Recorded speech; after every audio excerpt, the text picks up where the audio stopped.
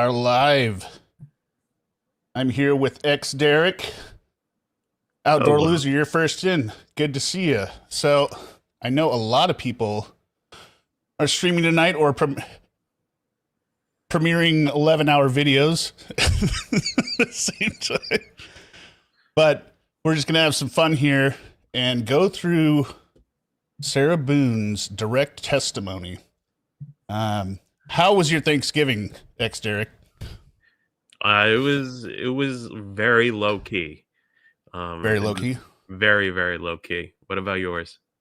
I stayed home sick, so I ordered Jack in the Box. Uh, that's how my parents were, which is why it was so low key. Gotcha. Okay, so ex Derek doesn't know a whole lot about Sarah Boone's case. Nope. On the other hand, I've been waiting for Sarah Boone to go to trial since the pandemic. Like, this crime occurred a month before the pandemic really started all the shutdowns.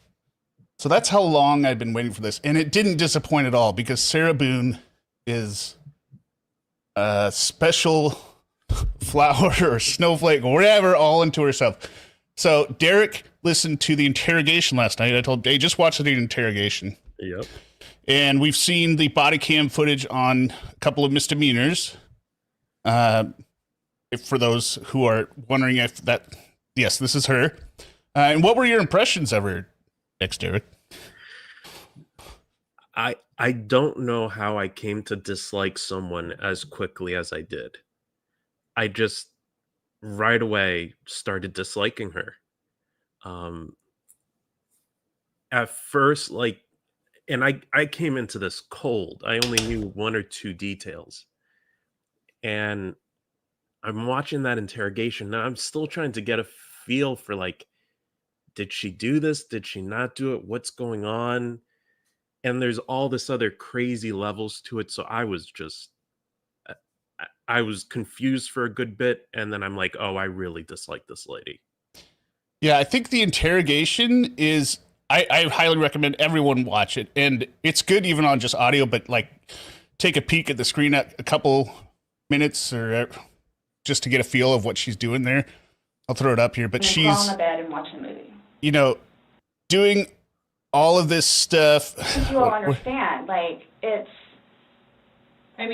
not that was not my intention. That's what she just keeps saying over and over. Yeah. Unintentional, not intentional, not intentional. And she comes across like nails on a chalkboard. But her whole MO in this interrogation is to talk her way out of it because she thinks she's that smart. And we, of course, know she's not that smart because in addition to just really not being intelligent to begin with, she recorded her own crime. This is one of those classic record your own crimes. And I don't know if I want to show the suit. I know the Suitcase. Have you seen the Suitcase video? I saw a frame of it, but no, I did not see it in its entirety. Okay, well, I've got him here. So, hello, Cornhole 3-Way. Yeah, I did not forget. She's a straight A student. Y'all don't know me. I'm a straight A student, which is that's normal to bring up when you're in your late 30s, early 40s, right? She was your grades 42. in high school. Bringing up my high school grades when I'm 42? I'm not even 42, and I don't even do that. I mean, I'm not that far from 42, but still.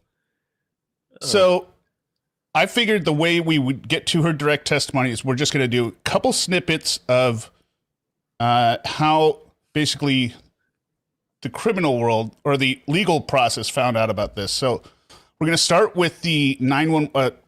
I've clipped this up a lot. It's like less than 2 minutes here.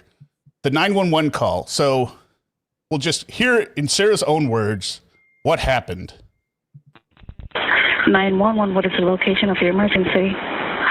By the way, if audio is too loud, too soft, chat, let us know. 4748 France Court, apartment 3. Is this a police or medical? My boyfriend is dead. Love that response. My boyfriend is dead. Okay, send a line for the fire department. Do not Okay, stay on the line. My boyfriend and I were playing last night, and I put him in his case and we were playing. And like kind of hide and seek kind of thing. So I fell asleep, and I woke up, and he was dead in the suitcase. So I don't know what happened. I don't know what happened. I pulled him out of the suitcase. I tried giving him CPR. Again, this is heavily clipped, so she's not just repeating it right after. Oh, okay. All right. Yeah. I did. Removing the pillows. Okay. Yes, I did. All right. So she has said a couple times up to here, I did CPR in the morning, right? And keep in mind, this call is after her ex has already gotten there because she called her ex first. And her ex-husband came over first and arrived there before she called 911. But listen to how her tone changes, and I want you to see if you can spot where I think the urgency comes from. But she claims that there's blood coming out of his mouth, and she's already done CPR on him, right? Mm-hmm. Right, okay. He's stiff and purple. Place the heel of your hand on his breastbone, right in the center of the chest, right between the nipples. Yes. Put your other hand on top of that hand. Baby, I'm telling you. Just by looking at him, you can tell. Okay. And? Please!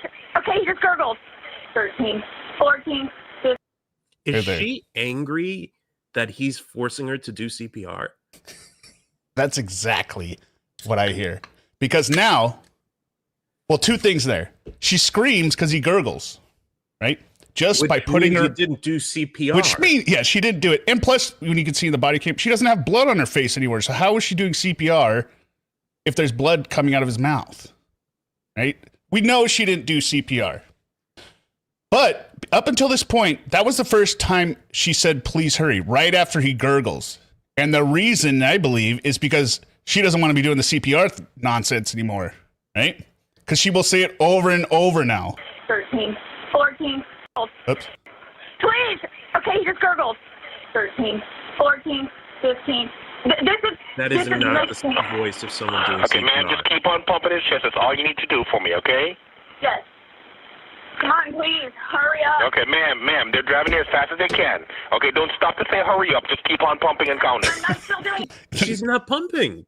Right, the operators are like, you get stop saying hurry up. I'm pumping you, okay? Okay.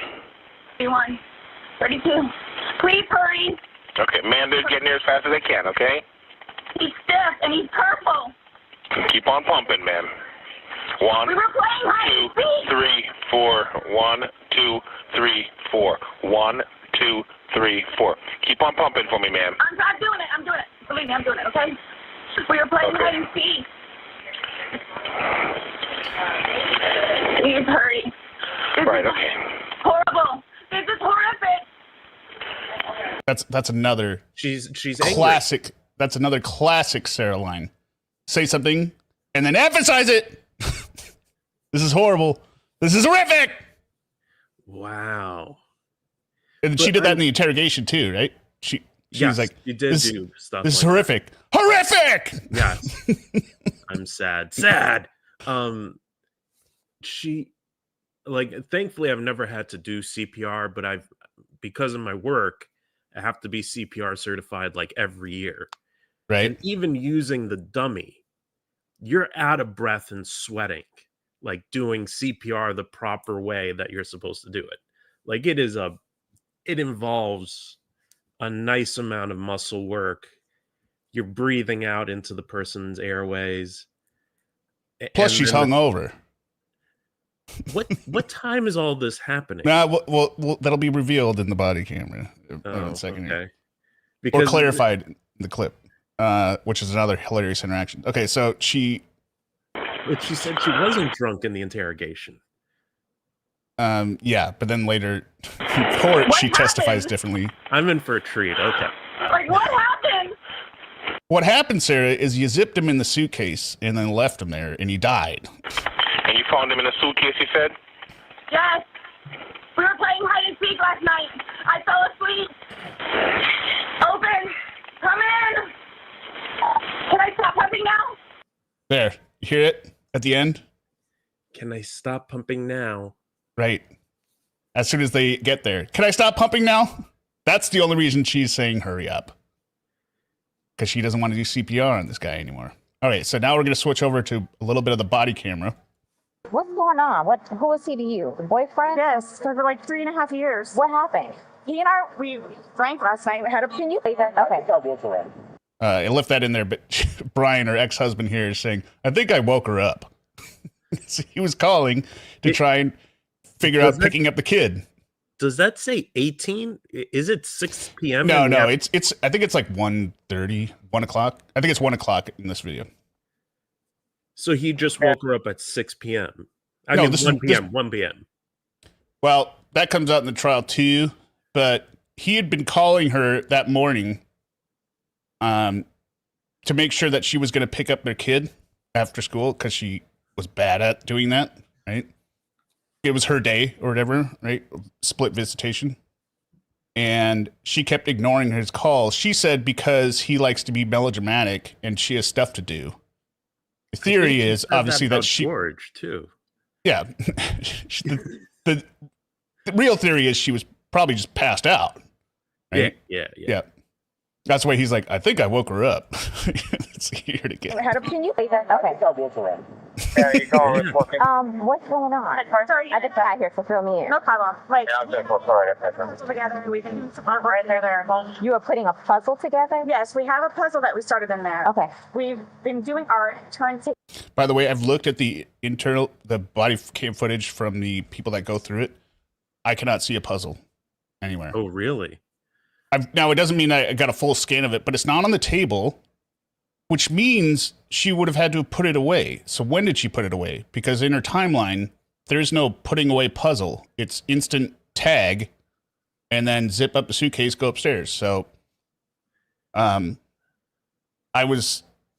I'm just missing it, that there are pictures of it, but I felt like the prosecution missed that there. Like, you picked up the puzzle afterwards or it never happened? Stuff off the wall to make new art put up there, like having a good time with one another. But we're drinking. We had a bottle of wine last night. Okay.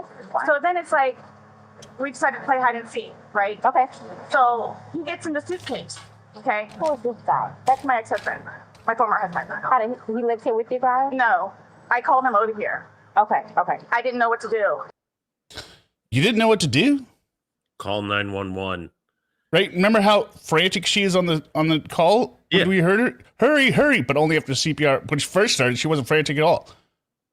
What how do you not know what to do, Sarah? I like this look of her too. She's such a homebot, or like homely. Or, I don't know what's the word I'm searching for. Yeah, homely, Like- I think.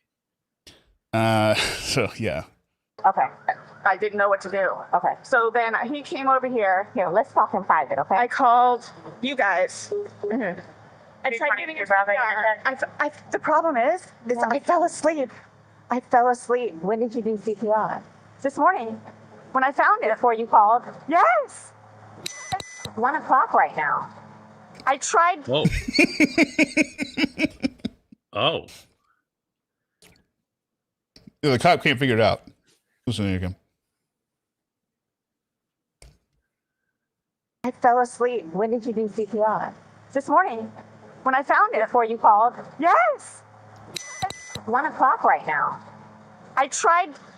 That took I even... was awake, but I had the same reaction as Sarah there. My facial reaction was exactly like hers. Like, what the hell is going on right now? What do you mean it's 1 o'clock? 1 o'clock. So, maybe this will come in the interrogation, but what time did all this playfulness happen? I don't remember that being mentioned. Sometime after, well, we'll get to it in the trial stuff. Yeah, okay. The bottom line is the video ended at like 11:30. Actually got out of the bed at like 12:30ish, whatever. So I came downstairs and I was like, oh, he's in the suitcase still. And that's when I found him and I took him out. I tried doing CPR and then I called him and then I called you guys. Did he get here? Bullshit. There's another lie. You didn't try doing CPR when you took him out because he gurgled when he actually did it and he freaked out. And then you called him and then he had to come. He told you once she didn't call 911 till he got there because he said call 911. She's making it sound like she called. It would already be weird to call her ex-husband first. But So was she just looking for a way to dispose of the body? Like, was that why she called her ex-husband? I don't know. I think she wanted him there possibly to like Be a witness? back up her story or I don't Yeah, know. yeah. Okay, I could see that too. Yeah. But he's not having any of it. Before the fire department got here? Who? Your husband? Or your ex-husband? Yes. Okay. Where did you live at? Right down the street. Okay. So you were playing and you hit him up and... I did, but then I fell asleep. Okay. See, I think she thinks falling asleep is a defense. Oh, okay. Well, you're okay. I wasn't here. I'm just trying to... There, she almost got into Sarah mode again. Yeah. Okay. I wasn't here. I'm just trying to figure out what happened. Oh, that is creepy. Suffocated her, like had an aneurysm or a heart attack or what? What kind of medical conditions does she have? Okay. Please, may I have my Dr. Pepper? I am so Oh yeah, this is just clips of her Dr. Pepper requests. Just give us a second, okay? Somebody else on that call break. Dr. I Pepper. can't remove anything from out of the house. Like, here, I want you to sit down because I don't want you passing out. This is probably a lot for you to deal with, right? Yeah, and you guys were playing last night, drinking a bottle of wine. Putting puzzles together, doing artwork. Doing puzzles, artwork. Okay. Got a bottle of wine and then decided to play hide and seek. So he. What time was that? Do you remember? I mean, I know that I was in bed probably by like what, 12:30.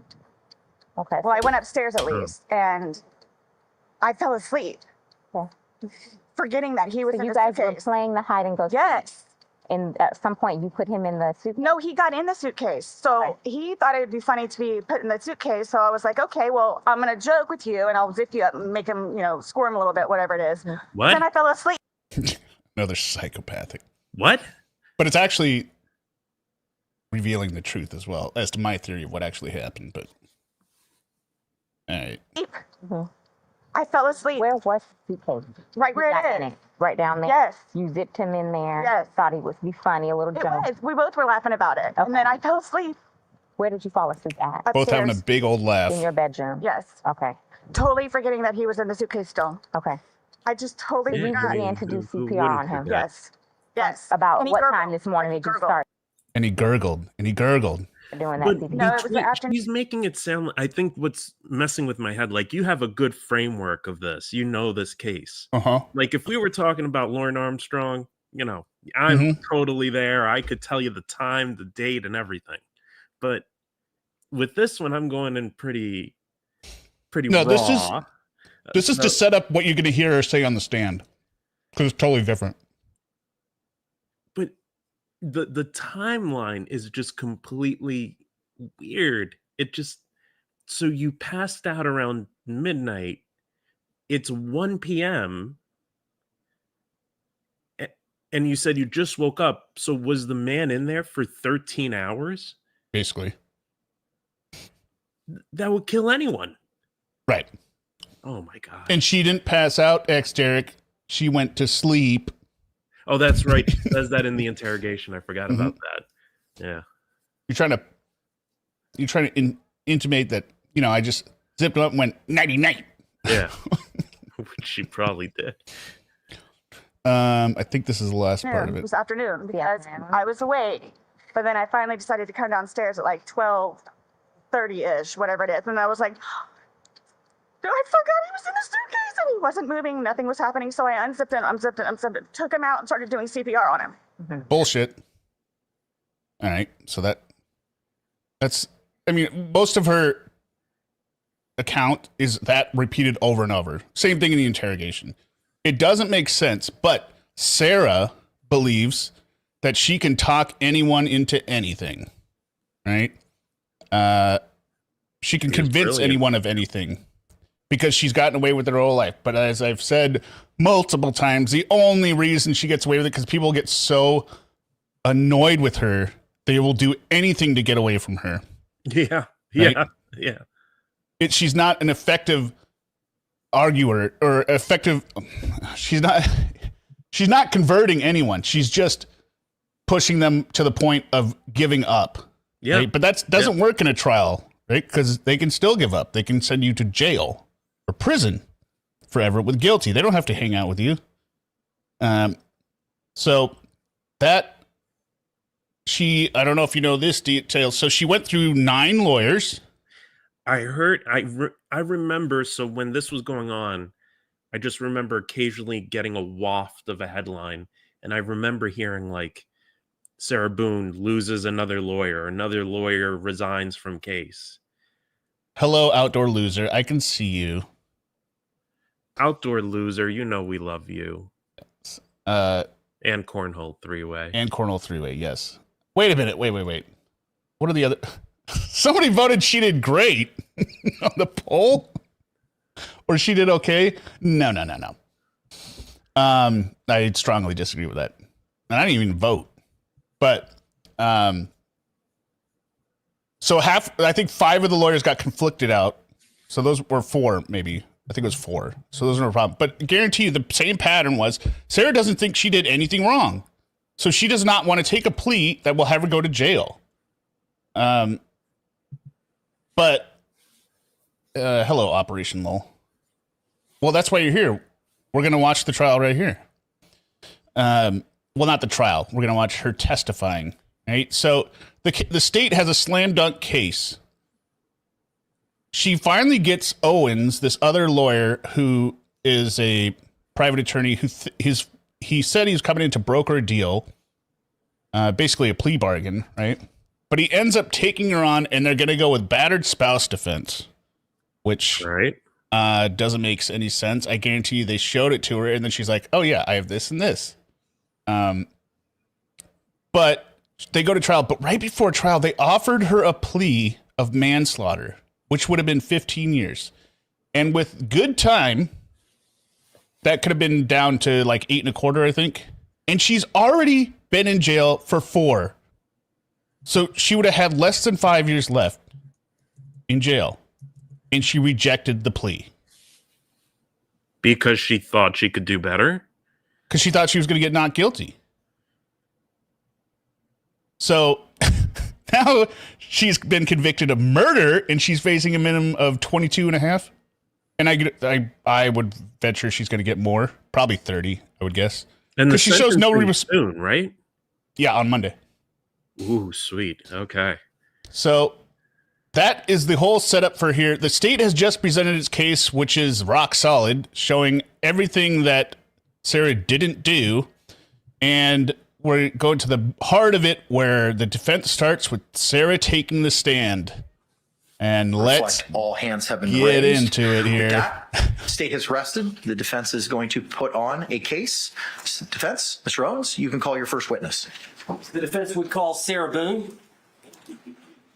Ms. Boone, would you please tell... and by the way, I've cut out the sidebars for everyone. I've also cut out... I boosted the audio. The audio in this trial was horrible. So it's been cleaned for us, for our listening enjoyment. The jury where you were born and raised. Atlanta, Georgia. You were born in Atlanta? I'm going to skip some of this stuff. And here, how long did you stay in Atlanta before you moved here to Florida? I was 3 years old, 3 or 4. Okay. And from that time, y'all moved, you and your family, your mother and father, moved to Orlando? And my grandparents. Okay. Do you notice anything weird about her so far, Derek? Besides her, what looks like a face she made out of homeless people, just a lack of any, I don't know. Her eyes, her blinking is through the friggin' roof. So here's what I want everyone to do, and you as well. So just look away from the screen. And what I'm going to do is I'm going to say blink, blink, blink, blink, blink, blink, right? Every time she blinks, and I want you to blink, and I want you to be aware of how much this is blinking. Okay? Okay. You ready? We'll do it for like 30 seconds. So everyone out in chat, do this as well. Okay, ready? Go. All moved down blink, from Atlanta blink, down blink, to Orlando? blink, blink, blink, blink, blink, blink, blink, blink, and were you raised here essentially from that time on? Blink, blink, and you blink, resided here in Orange blink, County, Florida, the blink, entire time? blink, Okay. blink, blink, And blink, blink, blink, did you go to high blink, school here blink, locally? blink, blink, I did. blink, blink, Where did you go to high school? blink, blink. Okay. How are your eyeballs doing there, Derek? Is she an alien? that felt seriously uncomfortable. I tried as hard as I could. Yeah, it's hard to even do. I tried to follow you. That was so much. I didn't notice that. And this is through the whole thing? Yeah, I mean, you get used to it after a while, so I don't like it was more I can't even listen with all this blinking. Yeah, you have to focus on one thing. No, her face is like she's trying to obviously put on an act of a meek, battered spouse, right? Which doesn't work, Sarah, since they have the video, right? Which, just a snip of it from one of these. Real ransom. Might want to get video for it extra. Oh, she is shit-faced. Yeah, but she says she's not. The jury, how old were you? Holy cow. Okay, so she goes. I've got my notes here. We're not gonna go second for second because this is like 2 hours. But let's go to the first. So they're asking background here, right? And they're like, the question was, remember when you married your husband? And Well, do you remember when y'all married? I do. Could you tell the jury when y'all were married? The year? Yeah. Do you remember the date? It happened to be, yes. So her lawyer is trying to guide her towards a responsive answer, right? But Sarah's I'm gonna get my narrative After out. my mother passed away, that he had waited to ask me to marry him because he knew it would be, I would. Sustained. Just answer the question if you can, Miss Boone. Are you a little bit nervous? A little bit. Okay. Do you remember the date? Oh, shoot. It happened to be, yes, that after my. Before y'all had any children. Shoot. Do you remember the date? It happened to be, yes, that after my I meant to mother hit pause, passed not away, click the that button. he had waited to Look at ask this me to face marry she him makes. because he knew it would be, I would. Sustained. Just answer the question if you can, Miss Boone. Are you a little bit nervous? A little bit. Okay. Look at that face. That You is can a trust good one. me. I wouldn't hurt a fly. I'll use my Kayla voice here. The smiles in this throughout are very weird as well. Plus, I'm just gonna get this out of the way. I know I'll be called sexist or something, but this hairdo that she's been rocking forever, I don't get it. What it reminds me of, so I have longer hair, right? But then it got tangled up, and I had to basically cut parts out of it. Do you remember 16 Candles, the movie? Did you ever see it? I've seen only parts of it. Not Okay, the well, whole the prom queen, the most popular beautiful girl in school, right, gets her hair stuck in the door, and then her friends, when they're all high or drunk or whatever, they cut the back off, so there's this big missing chunk in the back.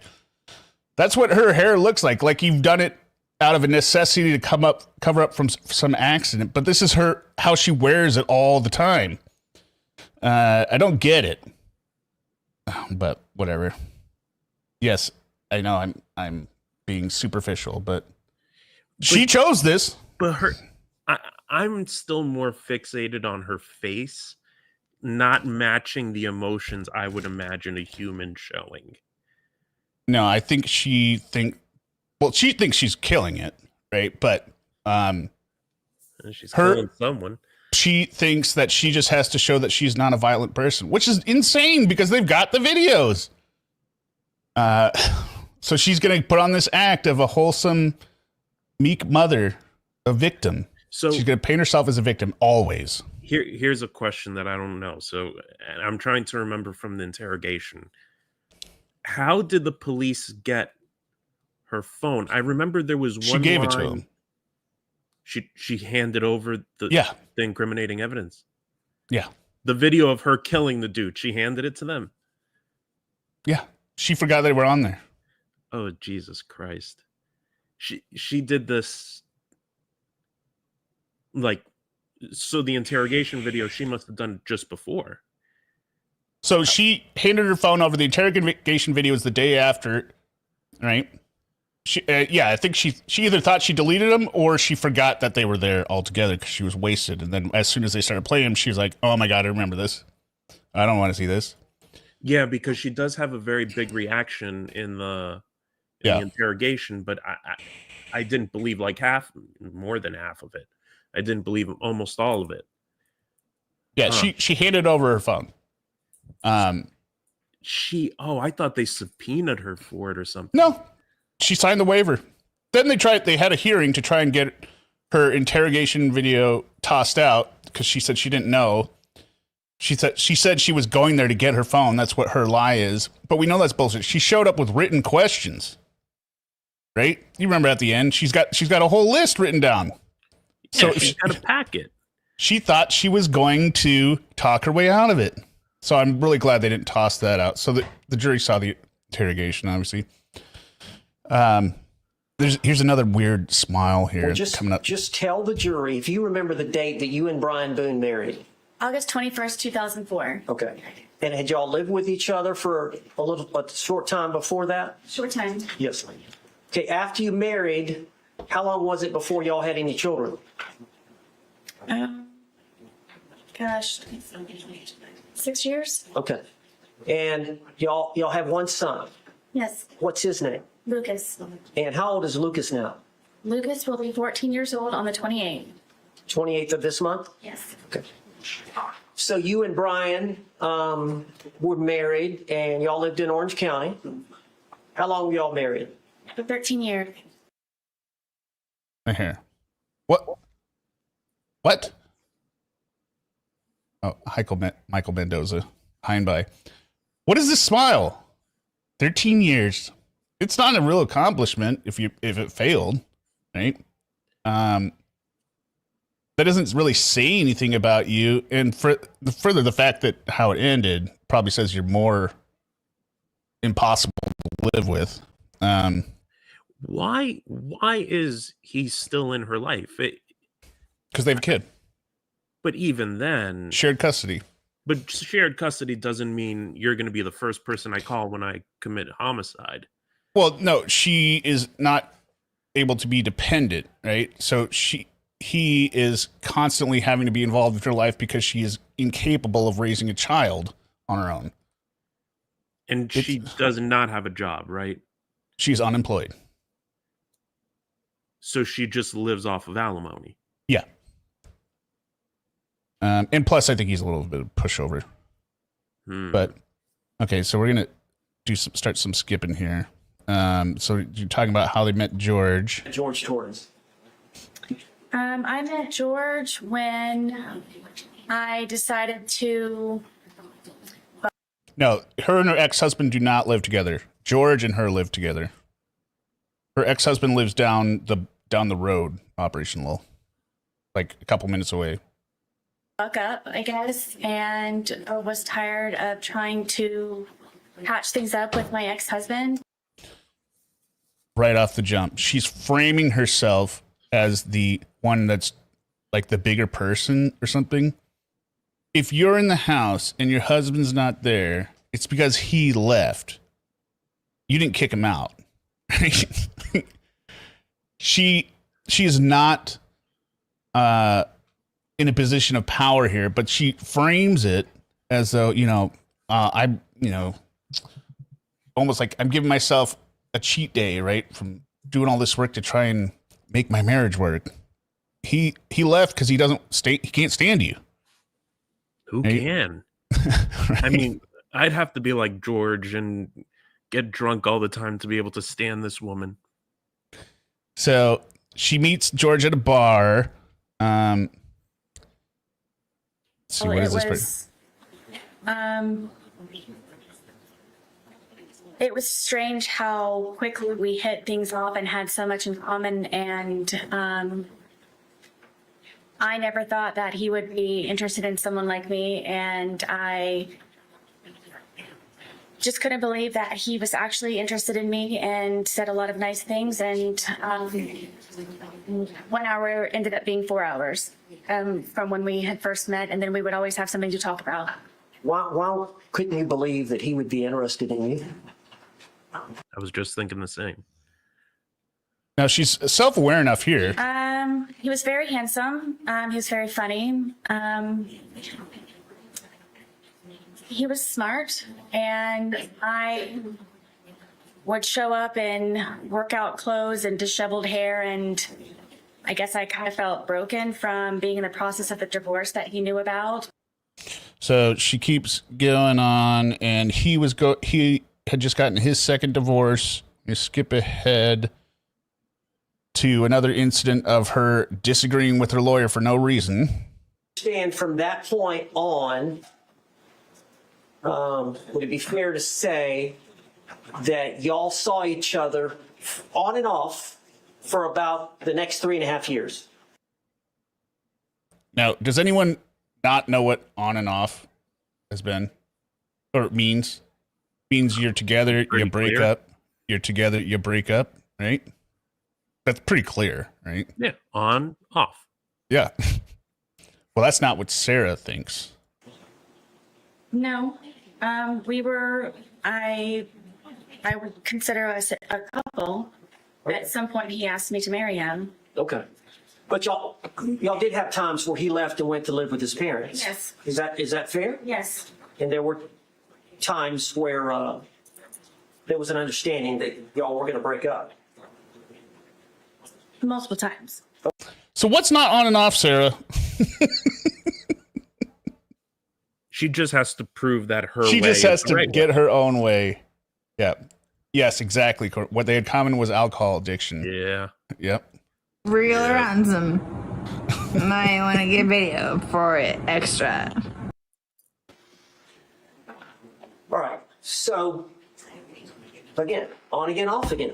See, her lawyer just has to rephrase the question again. I mean, like, She Sarah, looked a little pissed there. yeah, she doesn't know how to get it out of her own way. Okay, so go ahead. Now she's going to start describing the day. He was already downstairs, and I went downstairs, and he. Let's see where she said. She says something specific here, which is. Yes, at that point he was living there. Yes. Okay, so y'all he's slept living in the there. bed together upstairs. February. So y'all would have gotten up that morning, February 23rd of 2020. Yes. All right. Tell the jury what happened when y'all got up. He was already downstairs, and I went downstairs, and. So she says George is already downstairs without her, when she was still asleep upstairs, right? Okay, just keep that in mind. He wanted to start the day off by drinking because it was a day off from his job. He wanted to start the day off drinking because it's his day off. So he's working, right? He was working. And I talked him into cleaning. Okay, so he was already downstairs. He wanted to start off the day drinking because it's his day off, and I talked him into cleaning. That's bullshit. You know how I know it's bullshit? If, theoretically, I wanted to go eat waffles in the morning, right? And I was downstairs, why wouldn't I start eating the waffles? Right? Why would... You know what I mean? Yeah, I'm following. Same thing with drinking. If George wants to start the day drinking and he's already downstairs, why wouldn't he be drinking? The alcohol's there. No. She's just saying it to prove he's a drunk. In her mind. Like she thinks this is setting like a pattern. But that's bullshit. She can't know that. He would be unless he is drinking, then she doesn't know that he wanted to start off the day drinking. And even if he did, he obviously hadn't started by the time she came down, so he wasn't just doing it on his own. But I think it's total crap. She's like, oh, he talked him into cleaning. And tidying up the house. What's the point of even doing that? Is it purely, as you said, just to paint Yes, him as a drunk? 100%. And I'm the superior person. Yes, because she's talking him into cleaning. It's his day off, by the way, right? She doesn't have a job. Why? I don't understand all this cleaning that is going on all the time. Why can't she be cleaning when she's unemployed, right? Yeah, she does mention cleaning and something else too. I think it's the interrogation. Like, well, he'll go out and I'll clean, and then I'll clean, or he'll go out, or he'll clean and I'll go out, or something like that. Now, they are a couple of drunks, so they could probably make a big mess, right? Hello, MCL. How are you doing? The hardest working man in pornography right there, MCL. I'm telling you. Yeah, no doubt. It was a day off from his job, and I talked him into cleaning and tidying up the house for a sense of accomplishment. So that is what we did for however long that it took. So we did tidy up the house and got everything in order, and it was kind of a reward, I guess, to be able to sit and enjoy ourselves and sit on the backboard. Yeah, but your timeline doesn't line up with that, as we'll see here. All right, what do you mean by cleaning up the house? What did y'all do? We swept and mopped. We folded some of the laundry. I know that we did the dishes, emptied the dishwasher, just general run-of-the-mill tidying up. And it also tells me that she doesn't do shit when he's not there because she wants to make him do at least half of it because she views him, she wants to control him. Like, I'm not going to do your shit for you while you're at work. Right? We're going to do it together on your day off. But anyway. Did you have your son coming the next day? Yes, that was one of the reasons why we were able to do that. And her son's coming the next day, and they're still going to get shit-faced. What was the arrangement you had in terms of the next day would have been your day to pick up your son from school? Yes. What time would you pick Lucas up from school the next day? I believe his school ended at 3:00. Okay. So you would have been responsible to pick him up, and he would be spending the night with you that night? Yes. So you wanted to have the house nice and clean? Yes. How many bedrooms are in the home? Yeah, there's 2 bedrooms. Right. So how long would it have taken y'all that morning to clean? I don't really remember what time we woke up, but maybe a good 2, maybe 3 hours. Okay. And would it be fair to say that you and George both smoked cigarettes? Yes. And would it be fair to say that you and George both drink alcohol? Yes. All right. So at some point, y'all finished your chores, yes, right? And then y'all were going to enjoy the day. Yes. All right. What was the plan? It was just kind of, we've got the day to ourselves. Let's just kind of relax and go with the flow. Were you? I'm rushing MCL because this thing is 2 hours long. Did y'all make a decision? Without commentary. We don't want to be here all night. That y'all were going to start drinking? Yes, we had a half of a bottle that was already in the refrigerator, and I did not want to go out afterwards. I, again, had Lucas coming the next day, so we went over to Publix to purchase another bottle of wine so we could not have to go out later on that evening.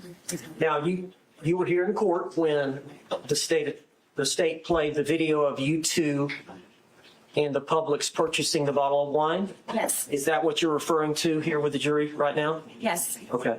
And that was around noonish? I believe so, yes. Okay, so her story is they got up. George was already downstairs wanting to drink or whatever. They cleaned for 2 to 3 hours and then arrived at Publix at 12:30. Seems weird. I don't think that there was a whole lot of cleaning, but whatever. Unless they woke up at like 7 a.m., which I kind of doubt. Right. Especially since they had a half bottle from the day before, according to them. How many bottles did they buy? Well, the receipt showed 1, but there ended up being, they drank 2.5, I believe. 2.5 wine bottles? Yeah. Oh, maybe George maybe went and got another one at some point. 2, but they're magnums. They're double the size of normal ones. Oh, good. Yeah, that's good. Yeah. Okay. So she said we don't want to go out. What time is it here? 13. Okay, yeah. Had y'all started drinking the leftover bottle before going to the Publix? No. Okay.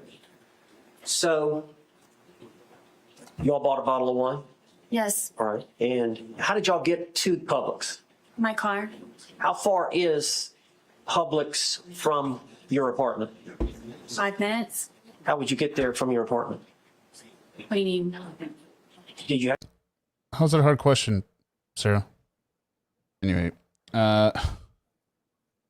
keep going here. They end up walking or driving. And how did you pay for the wine? With my debit card. And then y'all came back and started drinking? Yes. Okay, tell us what you did when you got back from the Publix. Just went on the back porch where we usually spend our time because we're able to smoke cigarettes outside as opposed to inside. And is cigarette smoking not allowed indoors? It is not. All right, that's right. Day together? Correct. Is it fair to say you don't have a lot of money? Yes, as opposed to going from a large backyard from my marital home to our little townhome. And they would come out there and do their business, and I could sometimes talking about her dogs. open the gate and then walk them in the back part of our apartment. So you and George were just going to enjoy the day together? Correct. Is it fair to say you don't have a lot of money? Yes. And so y'all were going to do something there in the home. Y'all weren't going out for dinner or... Yes, we primarily, I would consider us homebodies as opposed to going out and partying and doing this and that. Okay. And how long do you think y'all were out that afternoon outside? A few hours. All right. Could you... Okay, so at this point, we've heard nothing of any anger, right? No, it's been a happy day. It was a good day. You tell the jury what y'all did during that time. We have a dartboard that's out there, and we just had drinks, and we're just really enjoying each other's company and talking about, things upcoming. We both were looking for a job and just kind of, I guess, encouraging and supporting and planning. And no malicious. Well, now you said he had a job. Was he looking for a job, a second job? No, the job that he had was very unstable, and look, even his job isn't good enough. Yeah, she doesn't have a job. Hey, she's raising her son, and she's taking care of George. But she makes George clean. Yeah. So he was looking for something new. Yes, at that time, yes. Okay. And so during that 2 or 3 hours, would it be fair to say that y'all drank the bottle? Yes. Okay. So would it be fair to say that y'all were feeling the effects of the alcohol? You're very welcome. Okay. At some point, who made the decision to come in? I did. And here's where it gets weird. Start listening to these word choices. All right. Okay. Why did you want to come in? I felt that George needed a change of scenery. Oh. What is he, a monkey? Or like some kind of to me that animal? That sounds more like a parent to their child. Exactly.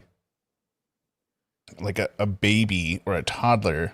Like, oh, this too much is going on here. We need to change the scenery. It's just such a weird thing to say, don't you think? Yeah. But it's all part of her charade. It's change of scenery because there's no real evidence otherwise of like. I mean, he's not on the spectrum or something. Like, it doesn't make any sense. Okay.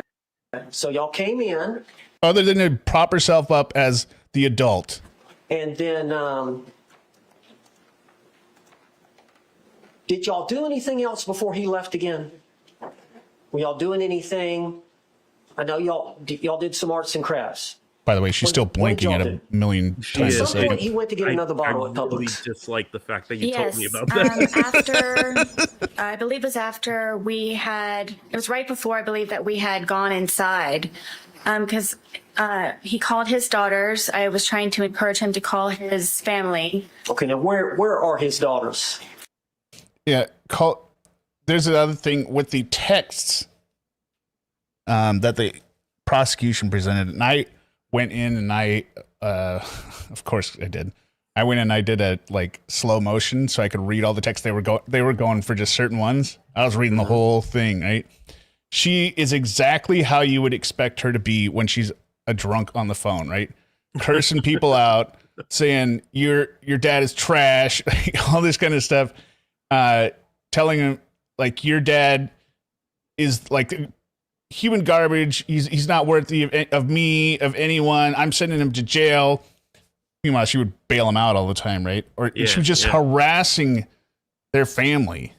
Like like they would say back like, yeah, whatever, Sarah. Okay, fine, bye. And then she would just keep sending texts like every 20 minutes, long paragraphs. Well, isn't she the what does she call herself? The blue-eyed devil? Yeah. And she earned it by reading those texts.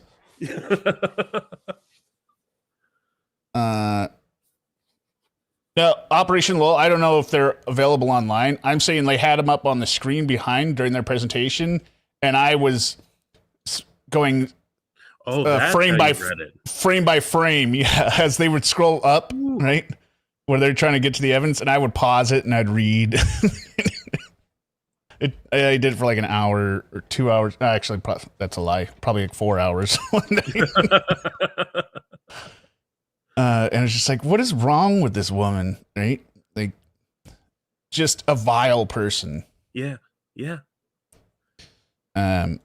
Okay. His two daughters are located in Pennsylvania. And what are their names? Anna and Destiny. And there was talk about like it was very there was a combative relationship between him and his daughters, right? Or it was, I don't remember exactly, but it wasn't a good thing to suggest unless you're trying to get somebody agitated, right? It did, based on the testimony from like one of the experts. And where does his son? He is in Pennsylvania also. So part of that afternoon as y'all came in to call relatives, call family. No, I had him call outside, just trying to, I guess, boost the mood. Why is the mood down all of a sudden? Yeah, I thought it was a great day. Right. See? And the first daughter didn't answer, and that's why I'm saying this entire testimony is refuted by itself almost in most parts. She's just saying what she wants people to judge her as, right? But it's not supported by any evidence, and it's conflicted in her own testimony. don't remember the reason he didn't speak to the second one. I believe he did. It was just for a moment. All right, now whose phone we are using? My phone. All right. And is that common for y'all to use that, for y'all to share that phone? It was, because George said that he didn't have a phone. So it would either be lost or given to him by his mother. So I did. What? He doesn't have a phone? No, I think he probably had like a prepaid that it would get turned on and off a lot. Oh, okay. Because he doesn't have a lot of money. But he makes these calls. The lawyer is going to say here, make a comment. No, he had a cell phone, so we would use my phone. So it was primarily your phone? Yes. Okay. And you took a lot of photographs that were on that phone? Yes. Videotapes? Yes. Text messages? Yes. Phone call? Yes, he and I both on the phone calls. So he would use it as well? Yes. And that phone, is that the one that was seized in this case? Wasn't seized. It's on tape. She gives consent for them to take it. Yeah, so that was my question from before. Yeah. She just flat out gave it to them. Yeah. She signed the waiver that day in the car in the afternoon. And then the forensic team showed up. Oh my gosh. Yeah. Yes. All right, so y'all called his daughters, and then during that phone call period, did you also call his brother? Yeah. Okay, and which brother was that? John. And I think they don't get into it, but I think during that call, she's yelling at him to telling George, tell him how you strangle me, right? But she's obviously already drunk in that call, right? But so that's what her timeline here of like her being some kind of sober, stable, like change of scenery. Right? But she's gonna keep going. That long? No, it was not. Okay. And then after that phone call, what did y'all, were y'all inside by this time? Yes, at this point, I believe that it was a good time to get a change of scenery. Again? Yes, exactly. It doesn't make any sense. What?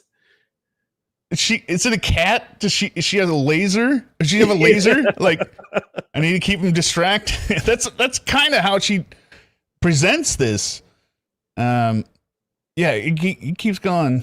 So I thought George would be better off inside, and frankly, I didn't want to be outside any longer. And there's the truth. Okay. I thought he would be better inside, like a dog. Yeah. Sometimes my dog stays in the heat and the sun outside for too long, and I have to tell her to come inside. Right. Same thing with poor George over there. Yeah, and Sarah's just looking out for him. Good girl. Like a bottle of wine from Pop. Oh, so George goes out. He supposedly steals her keys or her debit card or whatever, or he walked or whatever. Goes over to, he says he's going to buy cigarettes, but he comes back with another bottle of wine that she didn't know anything about, right? Oh, I'm sure she didn't. Right. And you saw the Publix video of that. Yes. So he comes back with the other bottle of wine, and did he want you to drink with him? It was expected, yes. Yeah. Expected. Another weird phrase. It was expected I would. If he's an alcoholic, I don't think he wants to give up any of the wine, right? Oh, no. Oh, no. I mean, are drug users and alcoholics, do they generally be like, hey, you got to take half of this too? I mean, I smoke weed, but I feel like we weed smokers are generally different from the other ones. Right. No, right. We generally like to share. Right. But if somebody turned you down, would you be pissed? No. Just be like, okay, that's cool. But the way she's saying is he's pouring out, you're going to drink this now. Yeah, this is good. Yes. And you agreed to consume the second bottle with him? Yes. Okay. So over the course of that evening, drinking the wine, what did y'all do for time-wise? Watch a movie, music, just kind of tell the jury what you remember. I know it's obviously been a while, but... It was kind of a regular thing where I would always try to come up with entertaining activities. What? Yeah. I told you, Derek. What? And then look at the way she's looking. She's looking at the jury to try and be like, yeah, okay, we know we understand what you're saying, Sarah. We're right there with you, right? She thinks this is how she thinks it's believable, right? She thinks this is normal. She doesn't realize how she's coming off and how she sounds. I'm just imagining coming home and my wife telling me I planned out some adult activities for us. I mean, I feel you need a change of scenery. Yeah. Here, drink this, and we're gonna do some adult activities. No, he's forcing her to drink. He's only concerned about. Right. He's making sure her alcohol consumption is up. She's making sure that he's entertained, right? They're like cruise directors. Right. Yes. A cruise director. Exactly. For George and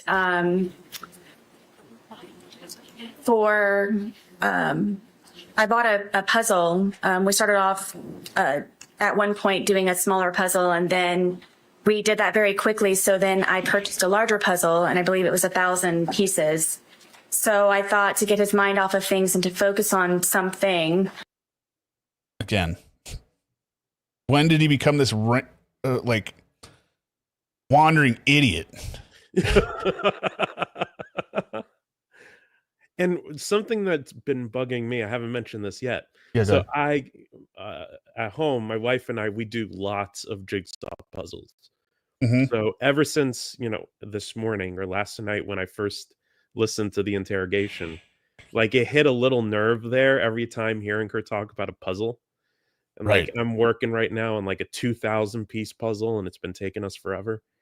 But just hearing her mention it just every time just like buzzes me just a little bit.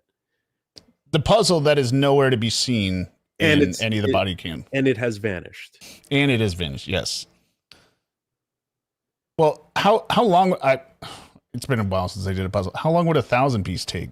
Would they be able to get it done in a couple hours while they're wasting? No. No. I mean, 1,000-piece can take you, if it's a puzzle company well, because you start learning the company's sort of cuts. Oh, if okay. you know it super well, you're hardcore. Yeah, I could get it done in like 2 days. Gotcha. But I would say for most people, you're looking at like a week. Easy. So you don't buy that these two drunks finished it in a couple hours? If they even found two pieces to match each other, right, I would be shocked. If they could even figure out how to open the puzzle box, I would be shocked. You know how difficult some of these boxes are? Yeah. I bet. All right. It would be smart for us to do the puzzle. So for however long that took, we finished the puzzle.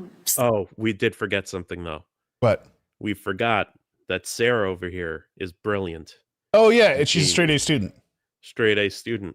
I didn't think about that. She majored in puzzles in high school. So they finished this puzzle real quick. Yeah, apparently so. Yep. Finished it. All right, something new to do. You'd think she would slow down since she's running out of activities. Yeah. Why are you speeding through the puzzle, Sarah? You're going to have to find more stuff for him to do. So that was one. Bored. Yeah, he's going to get bored. Start hulking out. Did you every piece was finished or was it? Every piece was finished. It was strange that we couldn't find one piece, and we thought it was funny that it was out of here. No, you did not do 1,000-piece puzzle while drunk in one day. Not even a day. This got to be a period of 3 hours at most. Yeah. I couldn't even begin sorting in 3. No way. Yeah. And I don't buy. I think it's just another lie or detail in her lie. And we were missing one piece. Oh, yeah. Isn't that hilarious? It's always that fine line with liars, like lying too much with too many details or not enough details. Right. They should have checked their glass of wine and probably is in there. Like George had been dunking it, thinking it was a cracker or something. Yeah. It's like in like the perfect place on there, but yes, every one but one piece. All right. After the puzzle, what did y'all do? I decided to continue to maintain and focus. What? I think she says him. Him. Yeah, there it is. She's continuing to maintain and focus him. What? Am I having an aneurysm? No, this is how crazy this testimony is. This sounds like a hostage situation. Now. Yes, it does. It Right? 1,000% does. Like I kept saying my name's so I become a real person to him. I kept trying to, like my name's Sarah. I have a family. I tried to keep him interested. Yeah, tried to distract him from the countdown with the ransom. It doesn't make sense, Sarah. For what you were describing earlier, and where he's still not mad, right? Right? No, it's been a good day. Yeah, I haven't heard anything about him being mad yet. And I have a bunch of paints that I used of my son's that his grandmother bought him. It's a very... So they broke into her son's Christmas present. Lord only knows what they were doing with it. Big art wooden box, and it's got pastels, pencils, paint, any kind of whatever. And he and I were very much into art, and with this resource. Like she's a special ed teacher now. Yes. I set up a center for him. That's what we teachers do. We'll set up centers for the kids.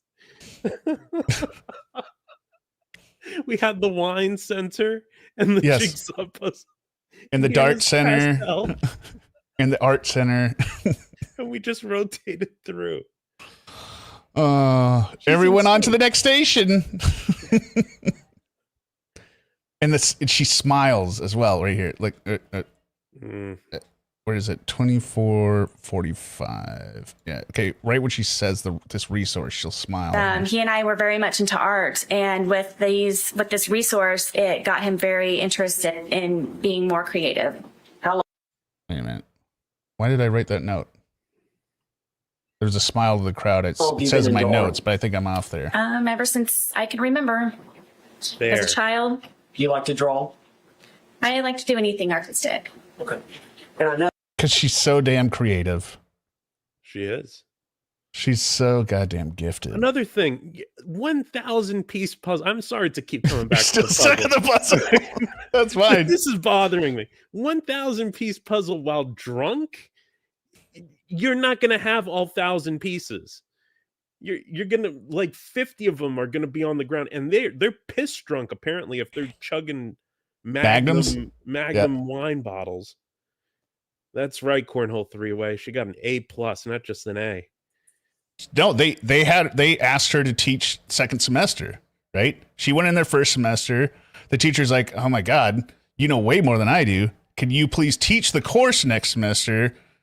And she's like, "Yes, of course. I guess I could." I'll do it for the little people. Yeah, I can't even, if I'm drinking, sometimes I can't even find my phone. We're going to find 1,000 pieces and put them in an order. Yeah, right. So, we saw some of the pictures of your apartment, but it looks like there was pictures and artwork up. Is that all your work and George's work? The majority of it, yes, are belongings from my home. And then also some of George's, yes, on the wall. Was he pretty good at art as well? Yes. All right. So you both enjoyed doing that? Very much.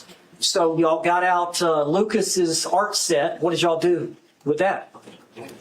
We were just, I guess, doodling, whatever. I would always tell him that everything that you make is a masterpiece. What the fuck? I'm so glad you're hearing this for the first time. So I can get a genuine reaction. This is ridiculous. Right. I've never heard this before. Just to be clear to anyone listening, this is my first time. Imagine what you're thinking if you're on the jury with this. Be like, would you be? I'd be sitting there being like, looking around, being like, am I the one that doesn't understand? This is weird. Now? What's going on? Right. So, just let loose and just let it go. And we would just paint and paint and drink, yes, and listen to music. Yeah, is the jury allowed to laugh? I would be laughing. Or I would have done like, I would have gotten kicked out. You would have been in contempt of court. Yeah, I would because I would have been sitting there rolling my head, being like, "Oh my God, are you kidding me, lady? Do we have to sit through much more of this? I'm ready to decide now." Because this is supposed to help her. The cross is worse, right? Obviously, right? But I wouldn't know. But yeah, this is supposed to be the good. This is your friend here helping you out. This is your most. This is the lowest or the easiest green to hit, right? This is the lowest rated difficulty. You're being set up for success in this entire process, and you're failing miserably. Partially because the truth sucks and you can't tell the truth, but you're also bad at lying, and you're nakedly bad at making stuff up. Mm-hmm. And the stuff you're making up doesn't sound any better than the truth anyway. No. I kind of think it would have been better to just be like, we were blackout drunk. I don't know what happened. I was just pissed drunk. That's what she should have gone with right away. I was wasted. I didn't realize, but I'll say my theory towards the end here. Okay, so they've done the puzzle, they've done the painting. Music sometimes, and yes. Okay. Now with the dogs, did y'all get the dogs involved? Oh yes, my dogs follow me everywhere. Yes. Was there some dancing? Because the animals just goddamn love her. Because everyone wants to be Sarah. Going on with the dogs? Yes, after we had completed the puzzle and I guess we're painted out, I thought that it might be a good point for us to maybe listen to some music. What the?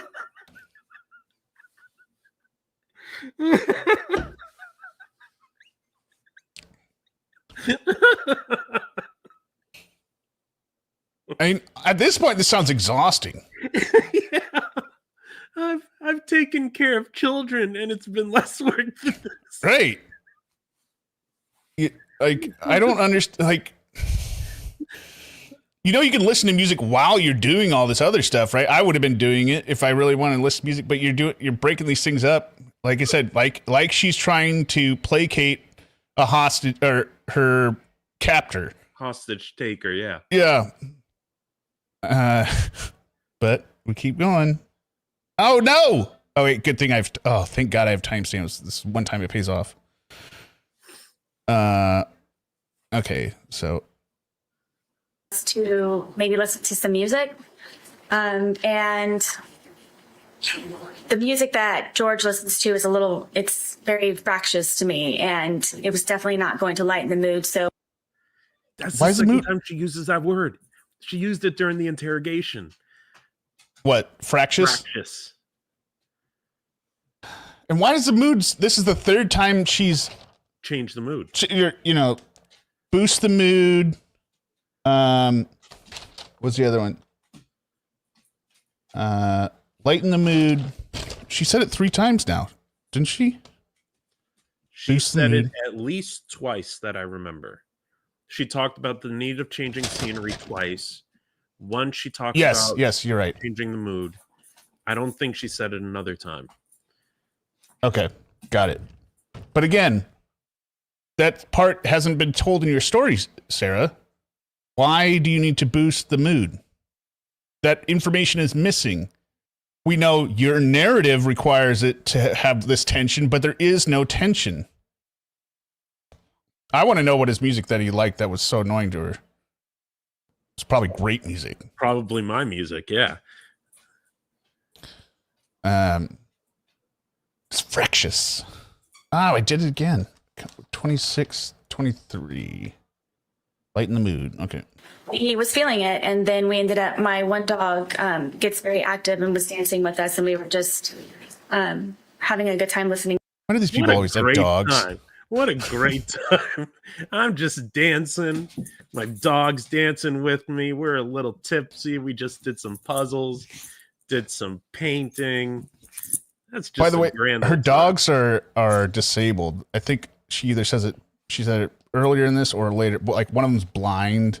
The other one has a hard time getting around. And she loves that they're like that. I think she even says something like, George knows that I love that my dogs are handicapped or something. And I'm like, no, you love it. You love anything that is physically unable to get away from your grasp. Like a blind dog doesn't know. Hey, he doesn't know where he's going. Cornhole 3-way. She was an excellent dancer. He was blind and deaf. Yeah, yes, the dogs are blind and deaf. I think you're right on that. Whether you're joking or not, I think that is what it is. Cornell, you should come up here. I mean, if you know this case as well, but if you want, just let me know. Let's see here. Okay. To music. Okay. And I guess it's getting pretty late in the evening. Yes. Anything else I've missed? I don't believe so. All right. So tell us. She hasn't missed. There's nothing missing. Right? There's nothing missing from the story. So it's been an awesome day. There's been nothing that happened that was a problem. Yeah. How'd someone die in a suitcase again? I listen to Dreading Cornell. I mean, I don't always like his videos 100%. Like on some, I mean, for the most part I do, but I like more like that chapter's take on stuff. Like the light humorous side of murder. But I can't. You can't spell. What is it? Murderous without. You can't spell humorous without murder or something like that. I can't remember the line now. I'm pretty high as it is, so we'll keep rolling with it. All right. Tell us where y'all ended up before you started the game of hide and seek. We were there. I couldn't think of anything else possibly that I had to continue entertainment. Yeah, I don't blame you. Well, I don't understand.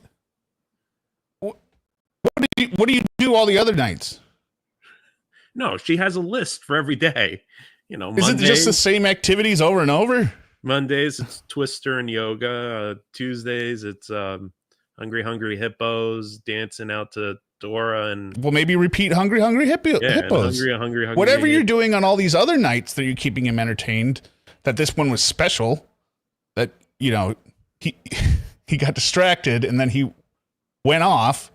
But she has said nothing about him doing any or there being any fight. Right, so she's tanked herself already, and I don't think she realizes it. Yeah, no. Because later in direct, they'll say, "Well, you didn't mention anything." And she's like, "When would I have?" Like when you were on the stand, Sarah. And when they asked you, is this the complete day? Is there anything else? Yeah. Yeah. But I remember sitting at the end of the couch and him sitting in one of my son's chairs that was in the living room and just kind of doing this. Like, what are we going to And there's nothing wrong with doing nothing. You could read a book. You could spend time apart. You did for 13 hours and a couple hours here. Yeah, seriously. do now? Like, I very much would like to go to sleep. Then go to bed. Well, yeah, she does. I know, but she keeps saying, like, I wanted to go to sleep. I need to go to sleep.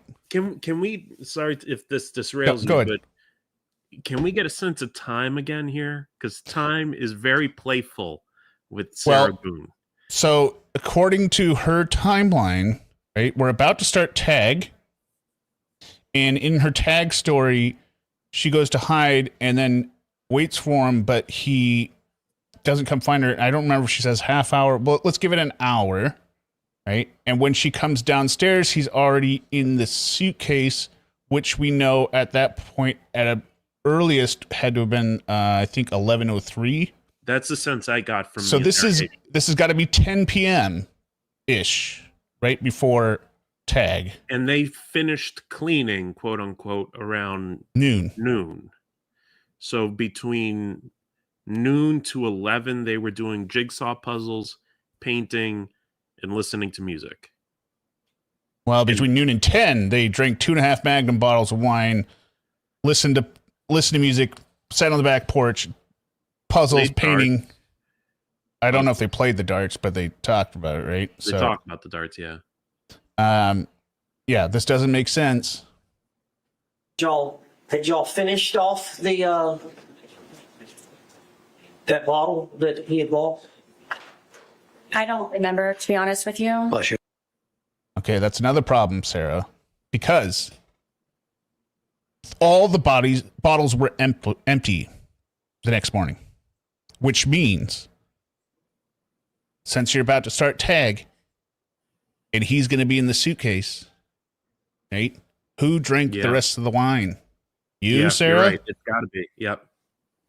Probably when you're sitting on the couch recording him. Yep. Real or ransom? Might want to give. Jesus. Would it be fair to say that as the day wore on, the more y'all consumed? Yes. All right. And would it be fair to say that as the day wore on, the more you consumed, the more effects you felt from the alcohol? Of course, yes. Both of you? Yes. Okay. So you would agree, would you not, that at the time y'all were trying to figure out something to do and you put your head down on the couch, that y'all, would it be fair to say that y'all were intoxicated? Yes. Whoa. Tell the jury whoa, what whoa, happened. Whoa. Didn't she tell repeatedly the interrogator she was not intoxicated? Yes, that's why I wanted to highlight that like her testimony in the stand directly contradicts so many prior statements. And the jury has seen both. But her story now is she was lying to the investigators before. Oh, she admits that she was lying? Well, she or is she admitting by giving all these details? No, she admits somewhere, like it's kind of a catch-all where like you're talking to the investigators and you admit that you were not truthful with them. And she's like, yes.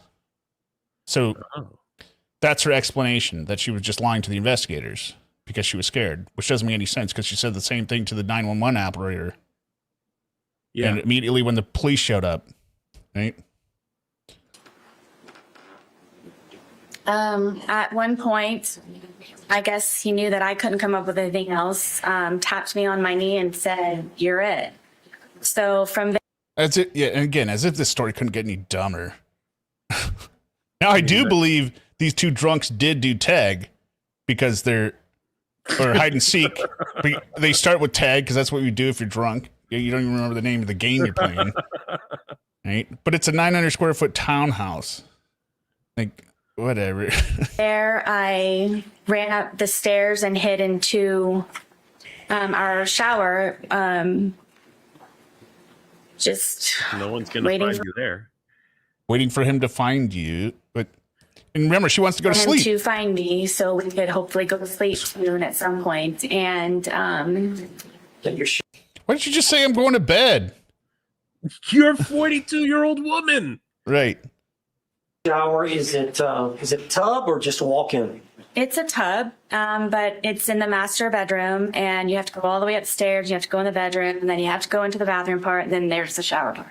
Oh, that sounds really complicated to find. Yeah, I don't think I could. It's like a flight of stairs because she's not downstairs, and there's one room, and then there are the two bedrooms and a bathroom off of it. Oh my God, where could she be? You know, your standard apartment or house, how it looks like. Yeah. But you sold me on it, Sarah. It sounds like really difficult. Did you lay down in the tub? At one point, yes, I was. So you were hiding? I was trying. Okay. And did you believe that he was going to come try to find you? Yes. Did you wait? Yes, for quite some time. So what is he, an idiot?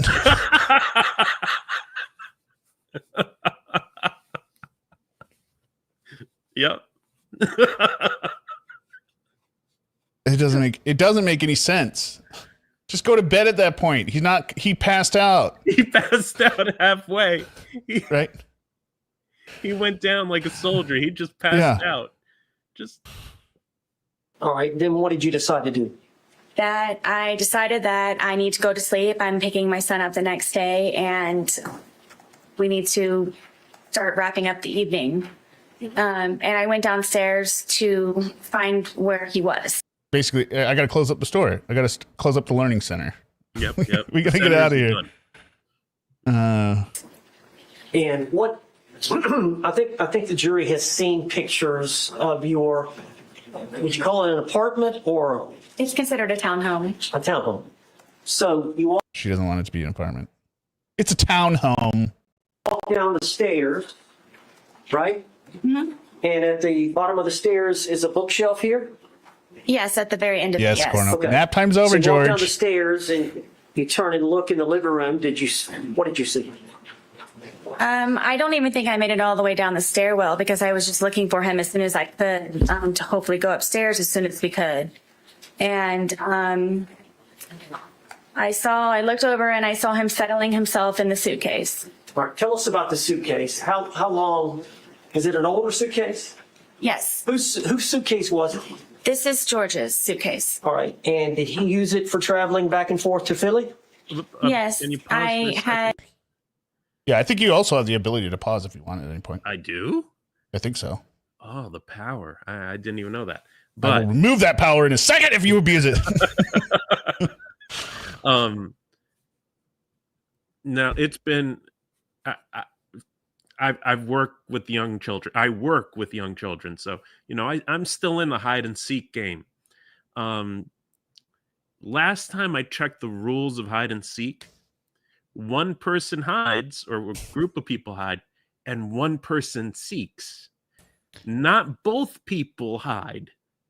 So why would George? I was going to say Jorge. Why was George hiding while Sarah was hiding? Well, you could write that off to them both being incredibly drunk. Okay. But alternatively, this is tag hide and seek, so we don't. The prosecutor kind of hits on that, like, well, do you guys have your own house rules? Like I said, I'm in the game. Once you're in, those kindergartners keep you in there. But last time I checked, it doesn't work that way. So, actually, you got to hear one clip first, and then. Had recently taken him on a trip to go see. So she took him on a trip. She's a hero. His children in Pennsylvania, who he hasn't seen in years, and we took that with. What? And everyone applauded. Yes, everyone was like, "Oh my God, Sarah, you're so great." Us. And because of how dilapidated it was, how broken it was, in the end, after that trip, we decided that we would donate it. So this part, maybe this is just me. This part bothers me. Okay, so the suitcase is so dilapidated and broken, we should donate it, right? You're donating a broken. That's not really donating it. You don't want to take it to the landfill or throw it away, right? Does that bother anyone else? Like it doesn't make sense to me that you would donate a broken item. Well, I totally agree with you. I've worked like adjacent to places that accept donations, and people do donate pretty tattered stuff. I think it's her attitude that bothers me with it. Like, yes, I agree with that totally. You know what I mean? I agree with that totally. It's not somebody like opening up a storage locker and be like, "Hey, I don't know if you guys want any of this stuff. You use it, or whatever, but if anything works out here, you're welcome to have it, right? But if it doesn't work, just do me in the exchange. The favor is I'll give you all this stuff. You can keep like going to a Goodwill or something, right? You guys sell whatever you want out of there. But the trade-off is you dispose the rest, right? You have one item that's broken, and you believe it's dilapidated, and it's not up to your standards anymore. So now you're going to donate it, which I think is bullshit. Well, she also said she was going to donate some of her kids' clothing in the interrogation. Right, which again, as well, that's coming up right here. Watch. All right, and I understand y'all kept the suitcase upstairs. Yes. How long did y'all keep it upstairs? Since we had moved in. Oh, is there a closet up there? Well, other than the trip you just took, right? Where you kept it in? Yes, it was in the master closet, the master bedroom closet, all the way in the back because of the size of it, and there was nowhere to put it, so it's all the way in the back. So when did y'all decide to move it down from upstairs to downstairs? Was it that day or sometime earlier? No, it was maybe a week or so prior. Okay. And so what, y'all were going to donate that to Goodwill or? Yes, we were going to do, I guess, a spring cleaning. Anyone who has children understands that they grow quickly, and there was a lot of clothes that I needed to go through of my sons, and then also from George and I moving in and just kind of putting everything in there, at one point where we just needed to actually go through it and organize it and get things more in order. So here's what doesn't make sense. There are a couple things that don't make sense. Right? There is a few, yeah. So you're going to donate the suitcase. You bring it down for a week and don't do anything with it. That doesn't make sense. Nope. 2, you're going to fill it up with Lucas's old clothing. Why would you take it downstairs and not leave it upstairs where Lucas's clothing is? Yeah. So you're going to take the clothing down separately? Doesn't make any sense. Now, she has to come up with a story of why the suitcase is down there, because there's circumstantial evidence to suggest, like pretty good circumstantial evidence to suggest that he was in the suitcase upstairs and she pushed the suitcase downstairs. Okay, so I'm not going nuts, because that's what I've been thinking. As we're listening here, I'm like, the suitcase was in that closet. Lucas's stuff was up there. Why would the suitcase be downstairs?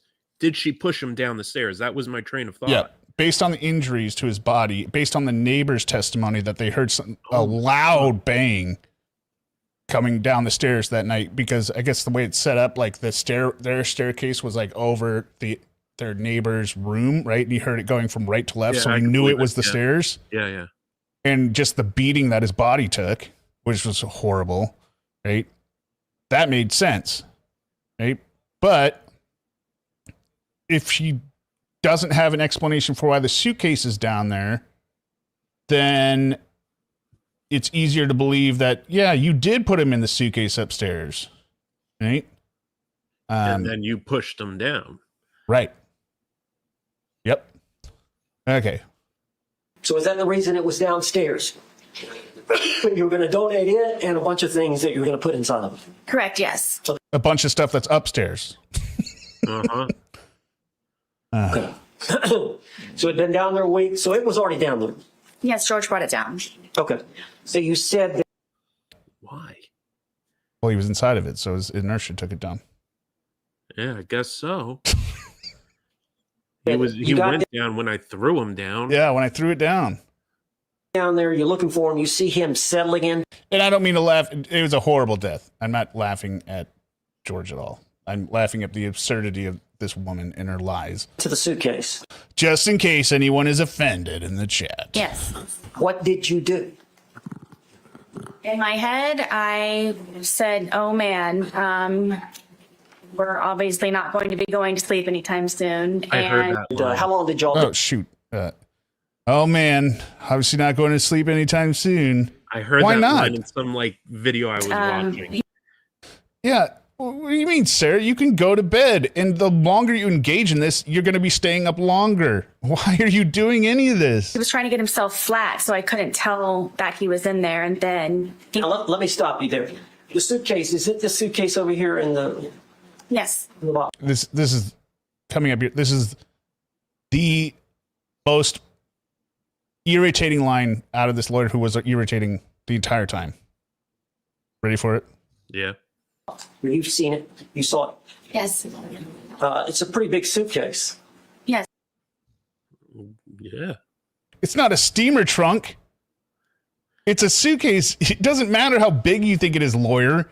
It still would be a horrible, horrible experience being zipped inside of it. And tossed down a flight of stairs. Yeah. Why? What is the point of that question, Mr. Owens?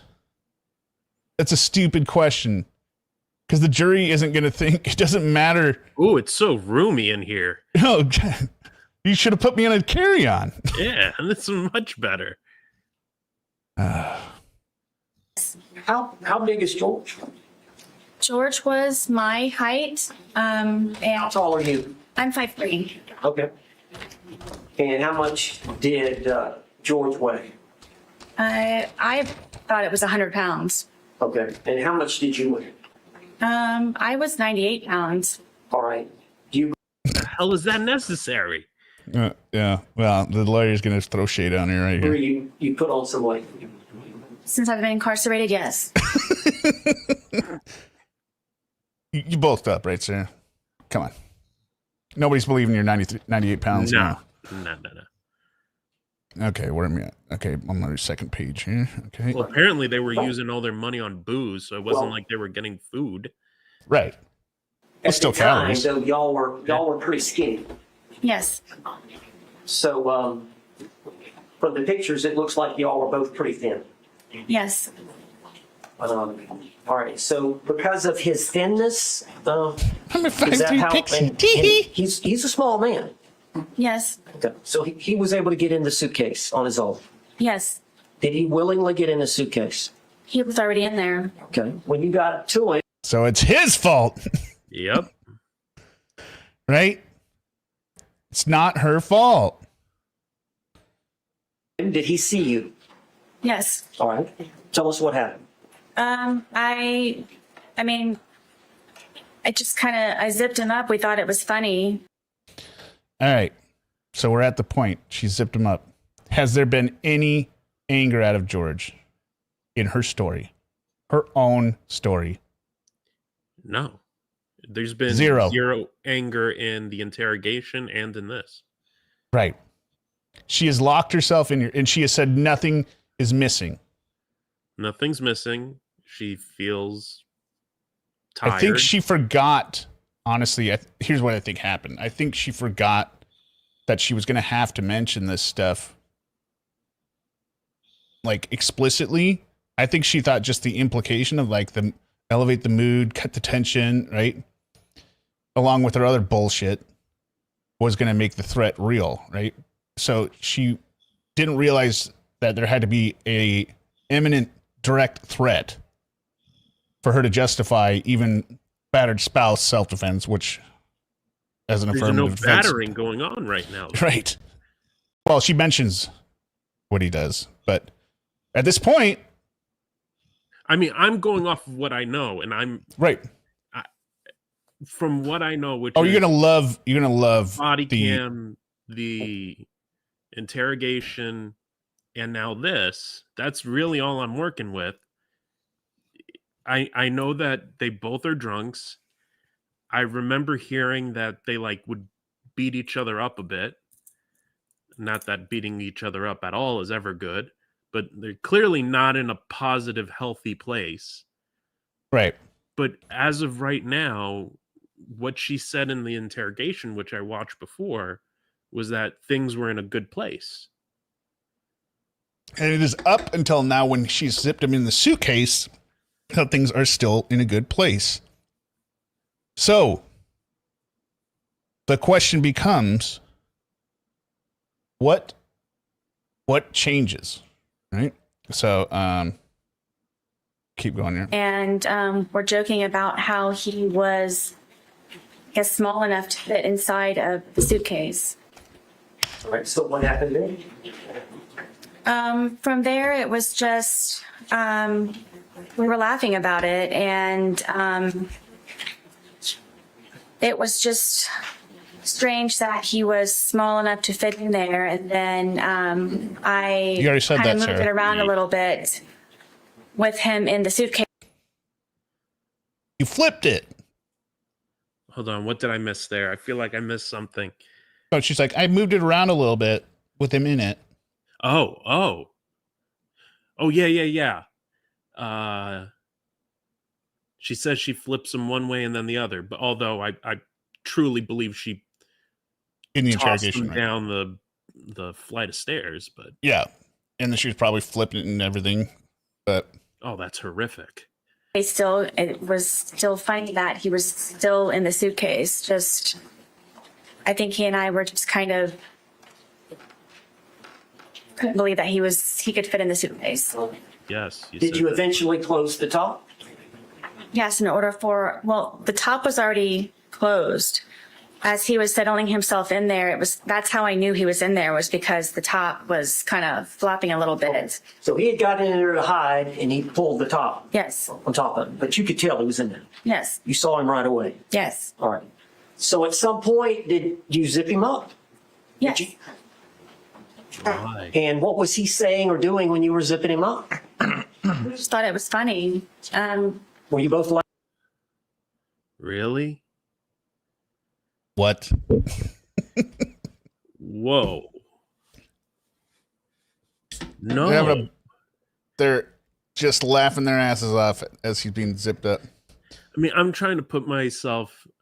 I haven't drank alcohol in a while. Like I said, my vice is something different. Right. But I don't recall when I was drinking ever being that drunk where I'm like, hey, everyone, Doesn't make you what's laugh great?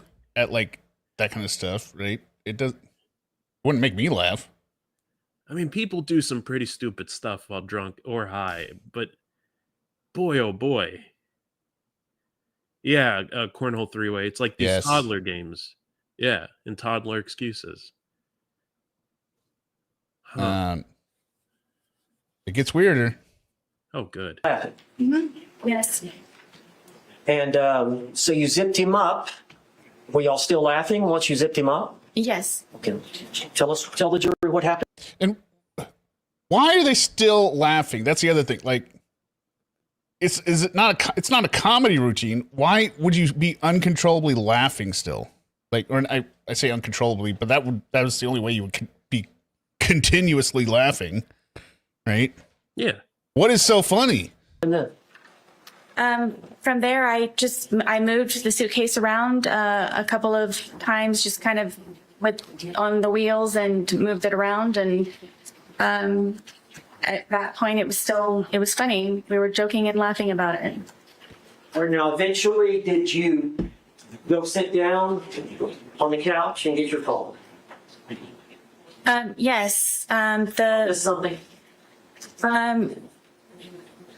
Well. Okay, this is where I'm going to play the video.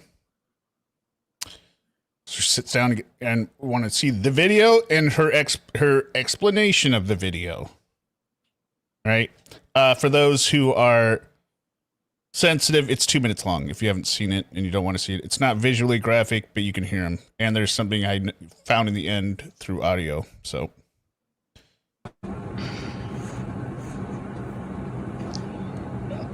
So Jorge's in this suitcase, this little suitcase, which, according to her testimony, his head is at the top here, right? So. Sarah.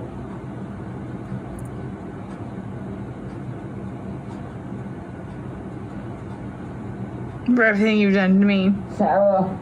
For everything you've done to me. Sarah. You. Sarah. You. Sarah. Stupid. Sarah. That's my name. Don't wear it up. Sarah. I can't breathe, babe. Seriously. Yeah, that's when you do when you choke me. Sarah. Sarah.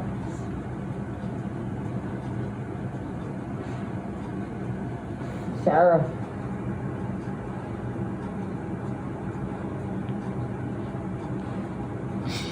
Sarah, I can't breathe, babe. That's on you. Sarah, I can't breathe. It's on you. Sarah.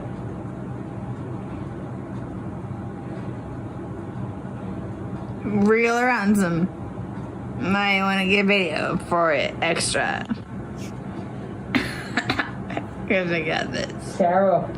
Reel around Sarah.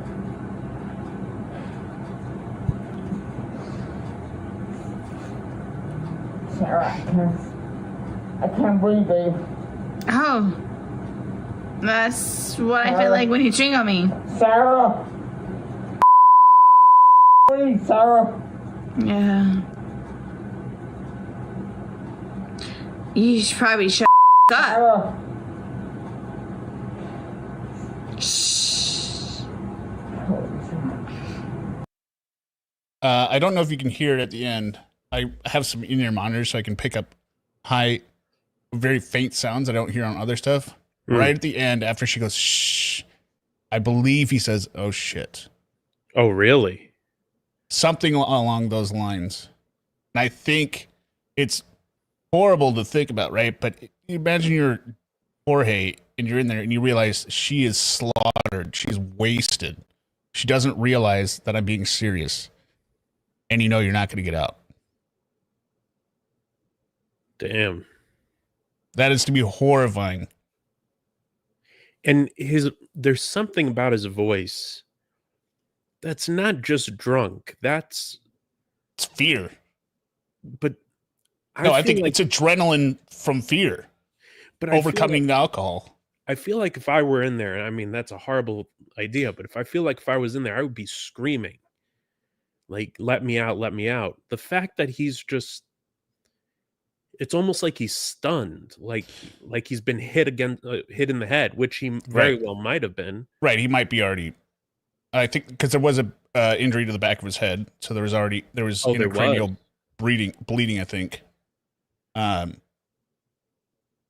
I believe so. Cornell, correct me if I'm wrong on that. I believe there was a injury on the back of his head. They weren't sure if that could have killed him or if it was the positional asphyxiation alone.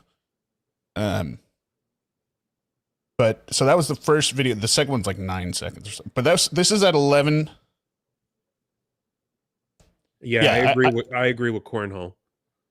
I think there was obviously blood in his alcohol, or they found he had a 1349. Oh, he was sloshed. I'm sure he was. But again, if he's an alcoholic, though, you're not going to be that wasted. Like you're going to be, if you're a functioning alcoholic, right? You're not going to be shit faced necessarily, like Sarah is, right? Yeah. If he drank as much as it. I'm not saying that he wasn't drunk, whatever, but I'm saying I believe in this moment, the fear and the adrenaline, and if you imagine he's been pushed down the stairs, right? He's injured, like he said, his the back of his head, he's hit it, and that last little part where he says, "Oh shit," is the fear, the realization, like she doesn't understand that she's going to kill me. Yep. And just imagine that being stuck in this like a Saw movie. The person trying to leave you is wasted. You're like, oh my god, I'm dead. Yep. But here's this other one real quick.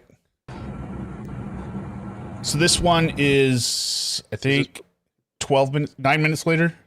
So he's flipped. Yeah, she's flipped him. Still in there.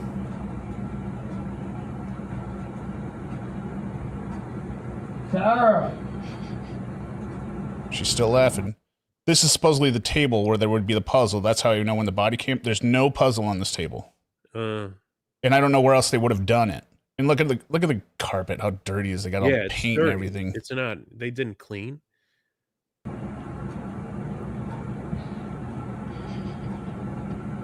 She's still laughing.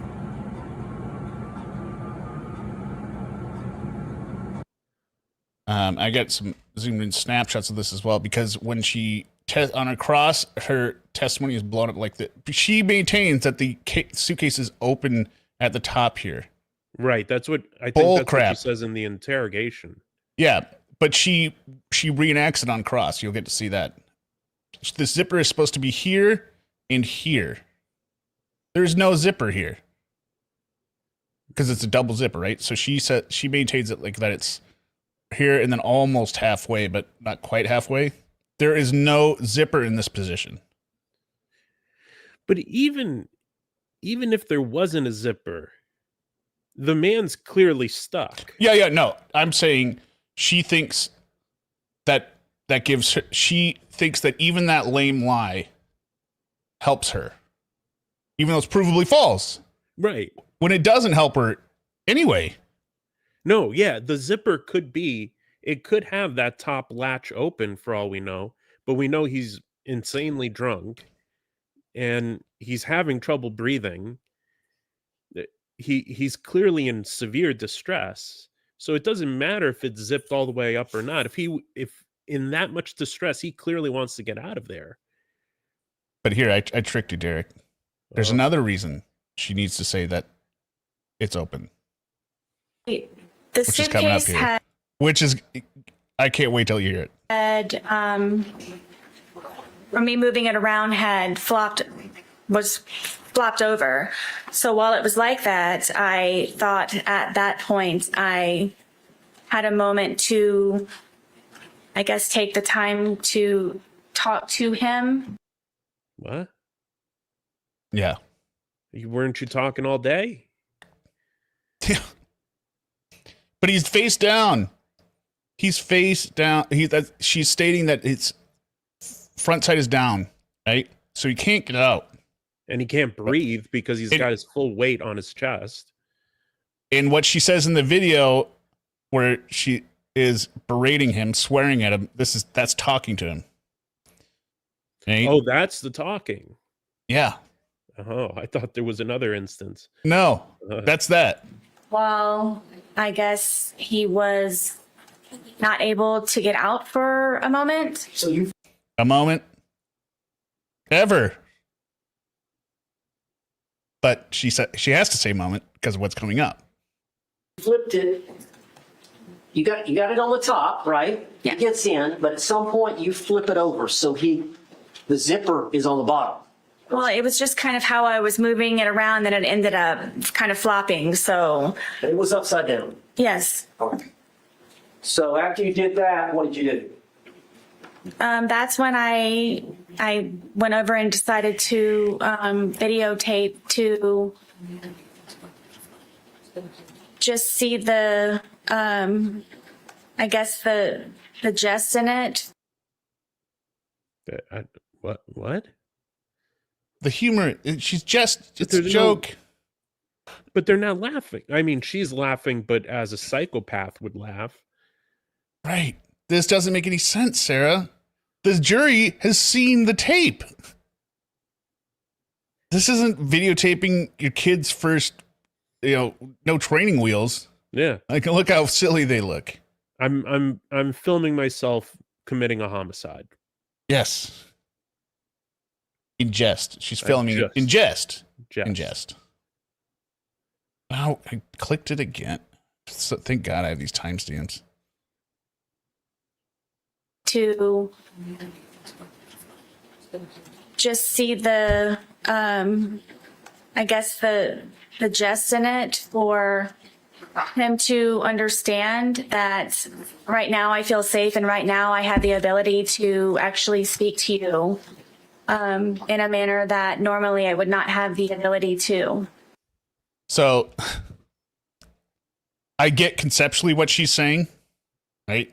She's trying to inform the jury that she's afraid to ever tell George about all these things he's doing to her, right? Yeah. Unfortunately, on the state's rebuttal case, they produce even more videos from Sarah's phone of her berating and yelling at George and like doing the typical aggressor thing where she's yelling at him like, go downstairs, get out of here, you drunk, right? And then he starts walking away and then she'll follow him, right? She's keeping it going. Like every body cam confrontation you see where they keep pushing it, right? And he's not doing anything until eventually he swats the phone out of her hands after a couple minutes. But it's bullshit. You see that she yells at him all the time. And so this doesn't make any sense, Sarah. And you know those videos exist. So what are you doing? And it's not just a Hail Mary shot that I don't think this is going to work. She put down getting a sweet plea deal. Yeah. Believing she's innocent. Yes. Because she thinks knowing this, she can talk her way out of everything. Do. I mean, you were intoxicated. Yes. And you would agree that you said some things you should not. Yes. That's an understatement. What?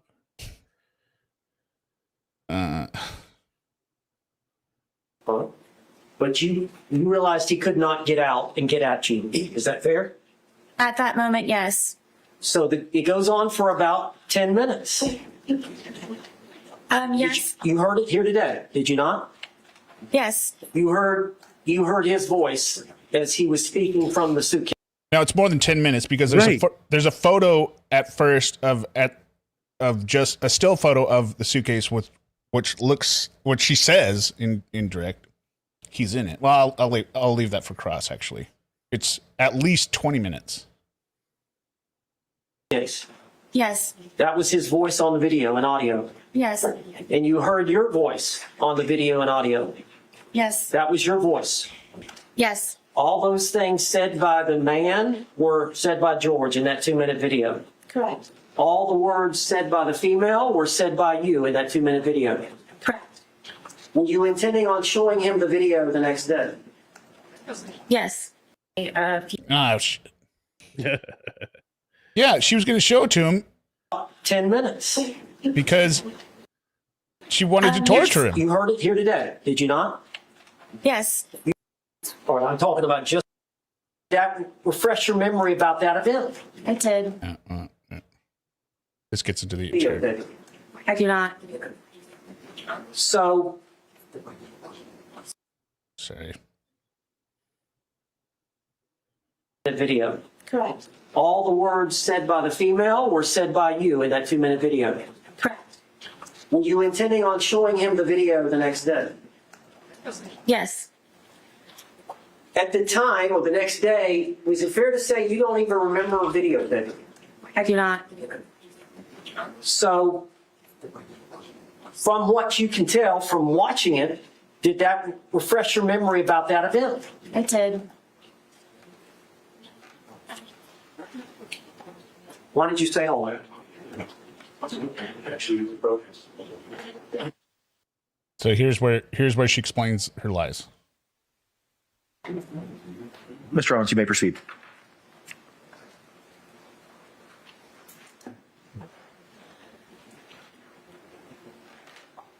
All right, I'm talking about just the 2-minute video part that was recorded.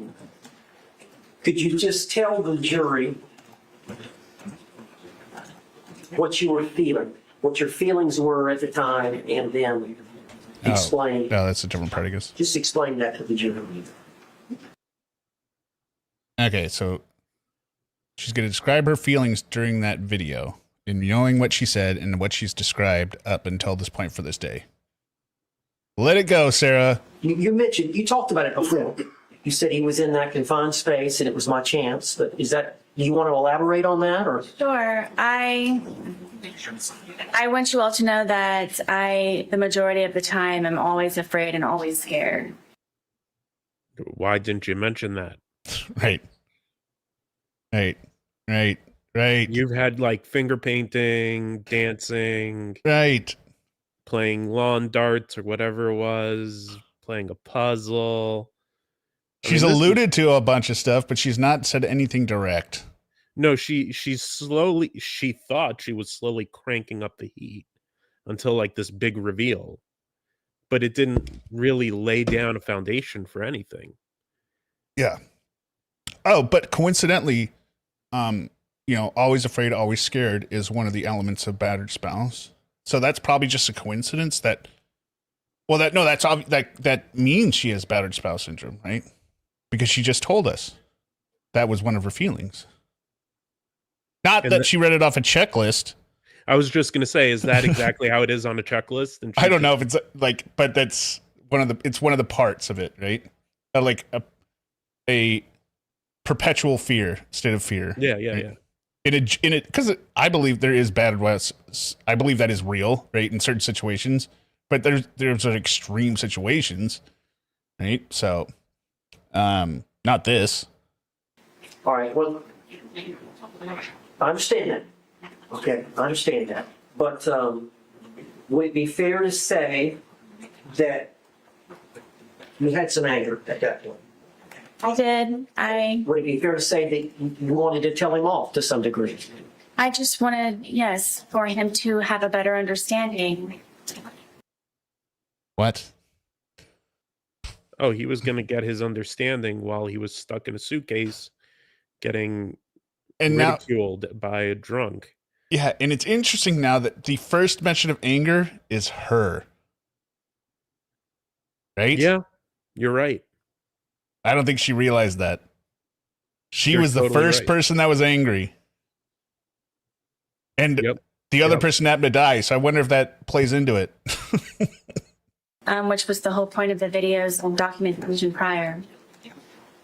And you could tell that he was uncomfortable. I'm guessing. What? She's guessing he was uncomfortable? He's saying, I can't breathe.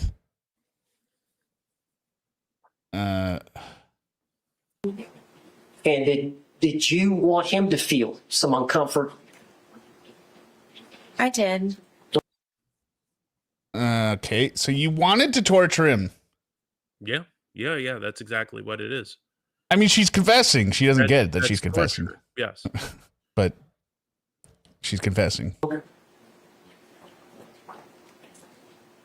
Now, at some Smiling at the jury. Why?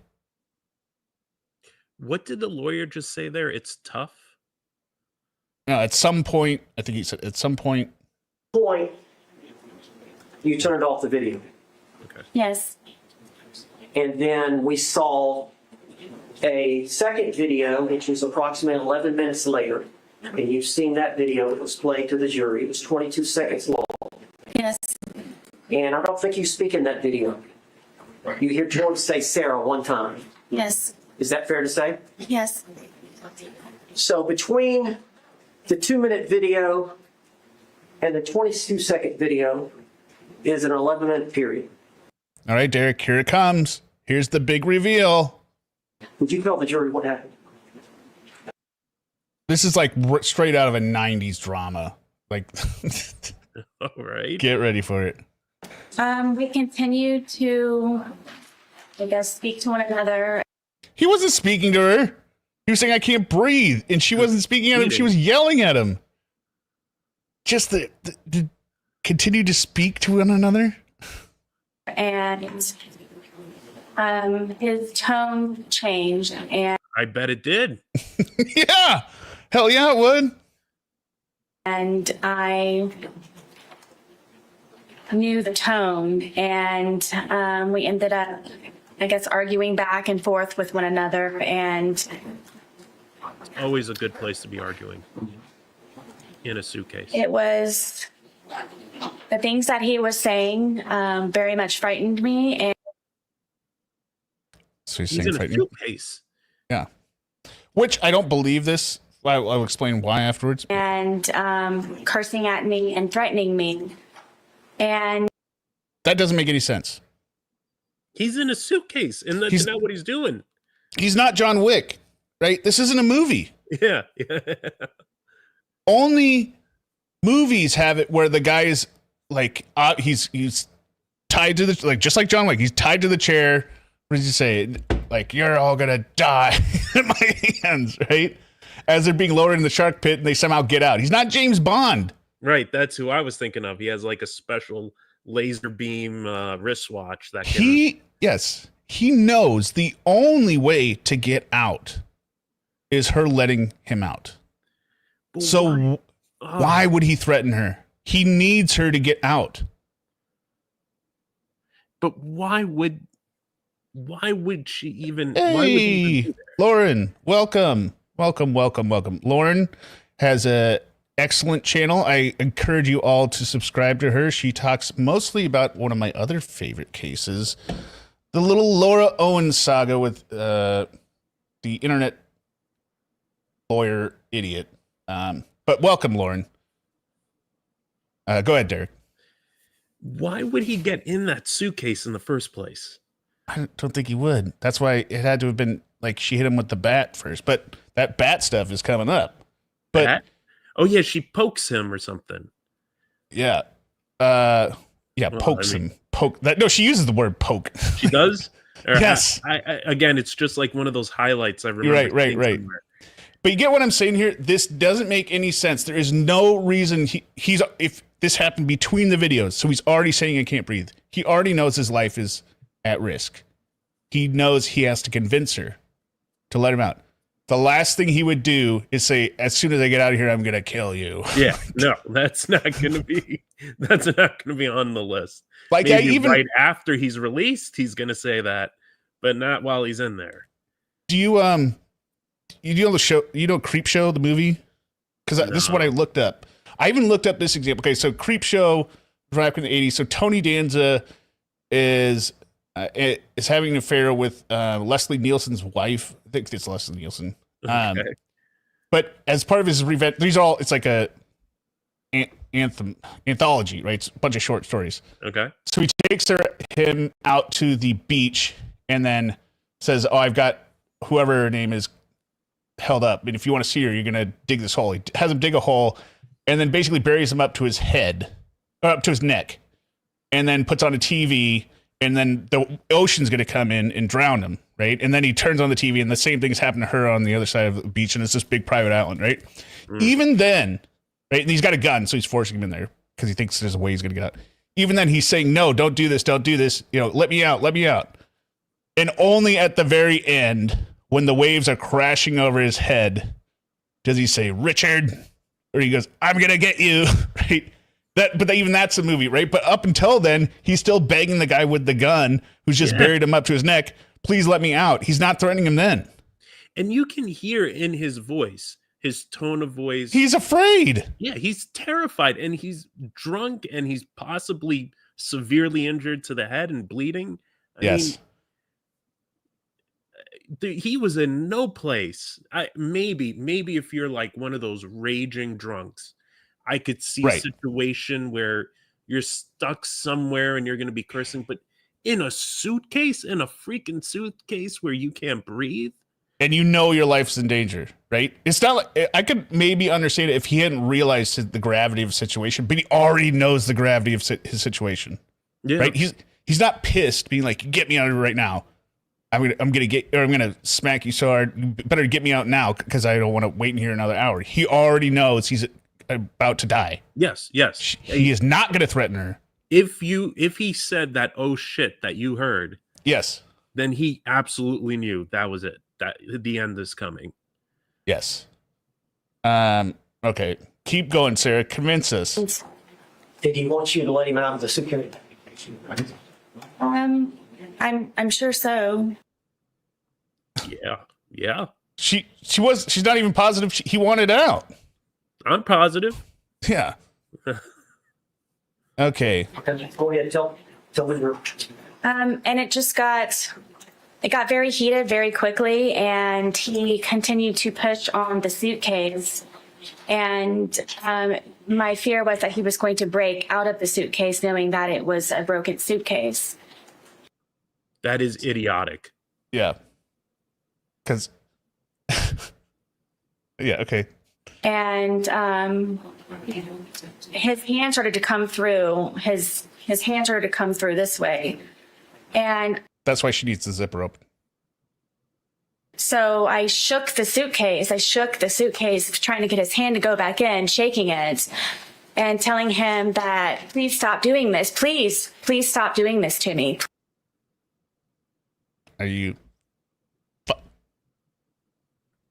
you serious, Sarah? Please stop doing this to me. He's sticking his hand out of the suitcase where he's already said he can't breathe, which you said yourself you thought he could get out, right? So he's doing the thing that you expected he would do. He's like in those horror movies where you could keep cutting off pieces of a zombie, but their hand will continue coming towards you, and then their finger, and then their fingertip until it'll try to kill you. The man is a 100-pound man is locked up in a suitcase. He is not busting out of there. Yeah, I don't believe his hand was out necessarily. At least in the order that she's saying at this point. Please stop doing this to me. So his hand actually got out of the suitcase. Yes. And you went to the suitcase. Yes. And shook it. Yes. Did that force his hand to go back in? No. So again, you thought he would be able to get out the entire time. You're shaking it. Were you shaking it to try to get the suitcase, his hand back in? Yes. How long did you shake it? I don't know. But his hand was still out. Yes. Was he trying to get out? Forcefully, yes. Was he? I bet. Yeah, I would say so. I don't think that's a sign of, violence. I think that's a sign of I fear I'm going to die. Right. Angry at you. Yes. So now she's saying he's angry. Although she stated earlier in her testimony, she was the one that got angry first. Bullshit, Sarah. Were you in fear? Always. Really? Really? Really, yeah. If he would have gotten out of the suitcase, what would he have done to you? Like he used to tell me, he probably would have made me unrecognizable. Okay. That's not what was asked. Right. No, she's just throwing in these. She thinks these are home runs for the jury. She's connecting her story back in her mind. Or I would have lost my life. Did you lose the grip on the suitcase? Yes. Where was the bat in relation to the suitcase? It was leaning up against the dining room table right there. Why would it be there, Sarah? Yeah. How far? Well, she brought it down with. If you want to know the truth, it's because she carried it down after beating him upstairs with it. What? That's what I believe, right? But no, it's just conveniently there. Right? Just like in all these ridiculous stories, like, well, no, the gun was right there. So he picked it up. Yeah, exactly. Yeah, I just looked over and I happened to see the gun that I could shoot the villain with. It just happened to be at my fingertips. Right. Okay, what is she going to do with this bat, do you think? Or was probably let him out. The bat from the suitcase? 3 feet, 2 feet. Was his hand still out of the suitcase? Yes. And was he getting out of the suitcase? He very much was trying, yes. That's not what he asked. All right. And so what did you do? For the split-second reaction that I had, I happened to see that, and I grabbed the baseball bat and was trying to poke his hand to go back in to please don't break through, please. So I Such a stupid story. hit his hand. She hit him so hard her hands were bruised. Really? Yeah. So this isn't light poking going on. No. Did you hit the outside part of his hand? Yes. We've seen the photographs of his left hand. Did you cause the bruising there? I'm guessing yes. Now, you've seen the bat. It's a youth bat. Yes, I bought it for my son. Exactly, Lauren. That's why I think this is the worst, possibly the worst bat you used? testimony Yes. in any trial that I've seen in terms of a person taking the stand in their own defense. Because this nukes her own story. It's a terrible story on its own that wouldn't be, even if it was true, it wouldn't get her off. You said you poked him with it? Yes, I kind of pushed, like I held it with the skinny part here and then. So grip here. Prodded at it, yes. You grabbed it with both hands here. Yes. And then the barrel of the bat, the big part of the bat is here. Correct. And you thrusted it into the different areas of the suitcase? I don't know why he's demonstrating this. Yeah, no, that's not helping anything. I think it's because they're trying to clear up the fact that there's bruises on his side, and this is how he could have gotten circular bruises, but it really doesn't matter since she caused the bruises. Trying to prove that it was from the bat not being pushed down the stairs. Started with his hand, and his hand, he was still trying to get out. He was still trying to do that. So I started to push on the suitcase around it, hoping to have his hand retract and go back inside.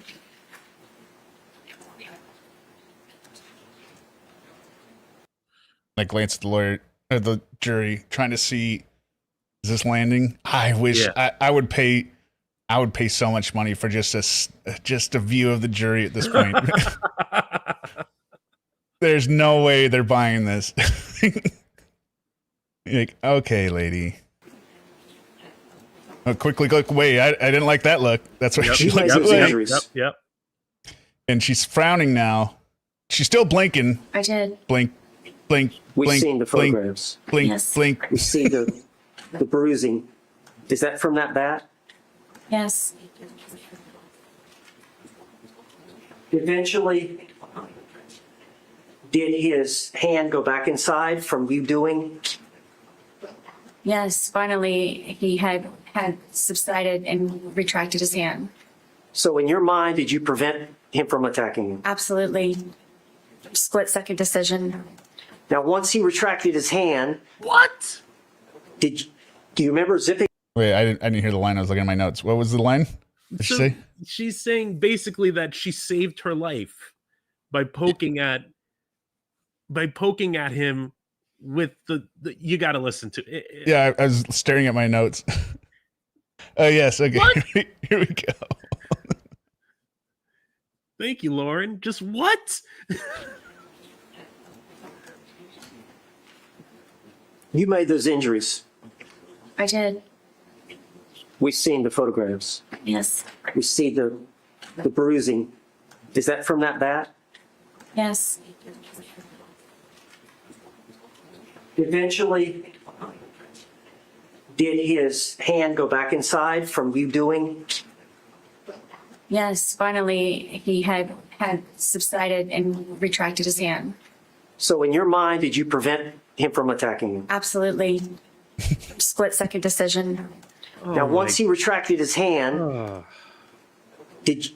So that's the show of force that, according to her defense, is the overt act, him sticking his hand out. That allowed them to then discuss battered spouse syndrome further, because without the overt act, they can't discuss battered spouse syndrome. It's a scintilla of evidence, even though it's really bad, right? The jury can still ignore it, right? But then that's why the defense was allowed to argue or bring up the experts on battered spouse. It doesn't mean she's claiming that she was being battered if he got out of that suitcase. No, there has to be an overt act, like an attack, right? And in her story, the attack is him getting the hand out of the suitcase. Oh, so it's even dumber than I thought. Yes, even dumber. Great. Yeah. Holy crap. Do you remember? Because if he's in the suitcase just screaming, "I'm going to kill you," that's not good enough. That's not an overt act. That's just threatening words, right? He can't do anything if he's in the suitcase. So she has to have an overt act, and that overt act supposedly is him with his hand out of the suitcase, which I don't believe. I believe the injury on his hand happened earlier when she was zipping him into the suitcase upstairs before she pushed him down the stairs. Yeah. Because there's in none of these photos is the zipper anywhere close to where she says it is. Right. And she states in her testimony later that she did not move the zippers after he was in there. She never touched the zippers again, is what she said. So she doesn't say later, "Oh, I zipped them up more." She moved to one position and that was it. I'm seeing what you're putting together there. So that's like the whole crux of the case. Yeah. Is whether or not that zipper is open. Because it needs to be open in order for her to have the overt act, which is still bullshit. But it's not open in any of the photos. Nope. So she has to lie here, lying against her own photos. Yeah, it's a real pain in the ass when you provide the prosecutor with the damning evidence. Yeah, isn't it? Man, I hate it when I do that. I wrote in my notes here, it says, finally his hand goes back in. It prevented the attack. I have LOL in all caps underlined WTF question mark. Yes, that's pretty much it. I couldn't find my note on that. Zipping it up some, or what did you do in relation? Because he was upside down, was he not? At that point. Yes. At some. Oh, and so he's upside down. Down? Yeah. I didn't want to spoil that for you. He's upside down as he's doing this? He is in this position here. Oops. Yeah, no, he's in the other position. This position. Yeah. And he's trying to squeeze his fingers out of the top. Out somehow. Here. Right? No, let's see. Oh. I can't quite see her. I can't see her cursor. Try to get the orientation from when she presented it at the zipper.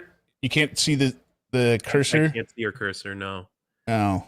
Okay. So in her test, so we see the handle, the black handle, and there's a little white tag on the side, like an airline tag. Directly down from that is where she says one of the zippers is, and then go perpendicular on the other side, like for like kind of like a half moon opening. That's where she says the two zippers are at. There's no zipper open here. No. Actually, I even have a close-up photo of it. Let me bring that here. Where is it? Overlay.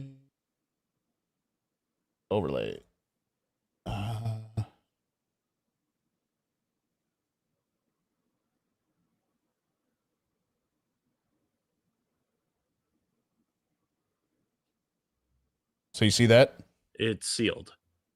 It's 100% sealed because the zippers are silver. Yeah, you could clearly see it. You can clearly see them on cross, right? When she's zipping it. There's no zipper here. Same suitcase. It's on the left side now, right? No zipper there. Nope.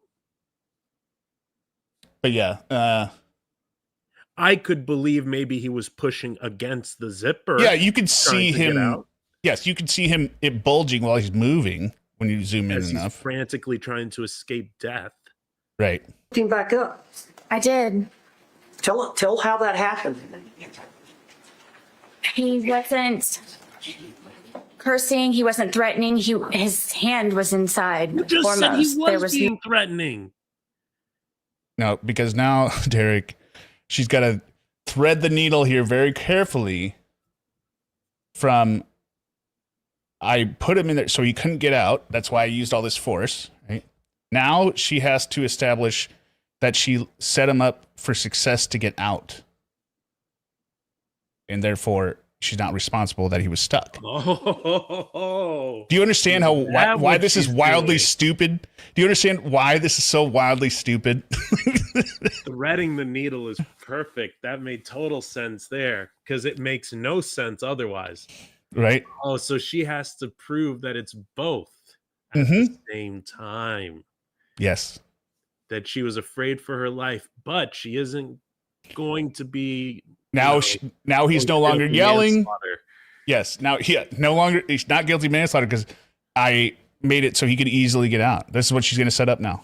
No more of him trying to. And we're going to go for another looks like another 5 minutes on this video, and then we'll pick up part 2. And the cross is only like a half hour. We'll do that tomorrow night. Yeah, the cross already happened with this. Yeah, that's why the cross doesn't need to be that long because the direct is so bad. But yeah, we're gonna do it at the same time tomorrow night, guys. When after we're done here, 6:30 Pacific, 9:30 Eastern tomorrow night for part 2 of direct, and we will do cross as well. I'll keep going because it's to break through the suitcase. So I felt safe enough to turn it back over. It wasn't happening anymore. I hope you feel better, Lauren. Yeah, I'm sick as well. To the video and the couch. Happy Thanksgiving. I did, yes. From a Absolutely. Split-second decision. Now, once he retracted his hand, do you remember zipping it up some, or what did you do in relation? Because he was upside down, was he not? At that point. Yes. At some point, you flipped him back up. I did. Tell how that happened. He wasn't cursing. He wasn't threatening. His hand was inside foremost. There was no more of him trying to break through the suitcase. No more danger, Derek. So I felt safe enough to turn it back over. It wasn't happening anymore. You lying sack of crap. Oh my gosh. Such a lie. Such a bad lie. So bad. It's such a bad lie. Right. And the other thing that doesn't make sense, where she says she turned it back over, but based on the orientation of him in the suitcase and the way he had the blood pooled in his body, he had to have, based on if she's accurate in how she's describing how he laid out, he had to have ended up again on the front. Because it's either his right or his left elbow there's a pinch point, right? Which they say it's something the pressure's applying against it. So if he's laying on his side and that's the point of pressure, that's where the blood is being pushed out of, right? So it is him being the suitcase face down again. So she flipped him again. She had to have flipped him again. You went back to the video and the couch. I did, yes. And we saw the second video, Yes. the 22-second, and he's right side up again? Yes. And she's laughing again. She was in so much fear, and now she's laughing again. Yeah, it's hysterical. Yep. And you hear him say, Sarah? Yes. Had you left enough room for him to get out? Zipper to zipper. Yes. See, there it is. Yeah, because if not, then it's, yeah. Yeah. He has to say that. So the bat was just magically able to stick his fingers back into the bag and keep it there in a safe position. I've written in my notes here, give him the chance to free himself, but when he did that last time, you started beating him. Right. Just trying. That suitcase has 2 zippers, doesn't it? And they meet at various places along the line? Correct. How much room, when you flipped it over, how much room was between zipper to zipper? I don't know specifically. I mean, it was enough to where his hand was coming out. After you had hit him with the bat, was he not trying to get out Jesus anymore? Christ. Come on. He wasn't trying to get out with the bat. No, he got real quiet after I whacked him with the bat. Right. Yeah, he had learned his lesson. But he could still get out. Did you believe that he could breathe in there? Yes. Did you ever believe he could die in there? No. He was visibly, audibly distressed. He's literally saying, I can't breathe. Yes. Like, you don't get much more on the nose than that. No. It's not a generic help me. She says in her, in the investigation, I thought he was crying wolf. Like, he's being very specific about the wolf. I can't breathe. Yeah, he's doing a hell of a job as a wolf. I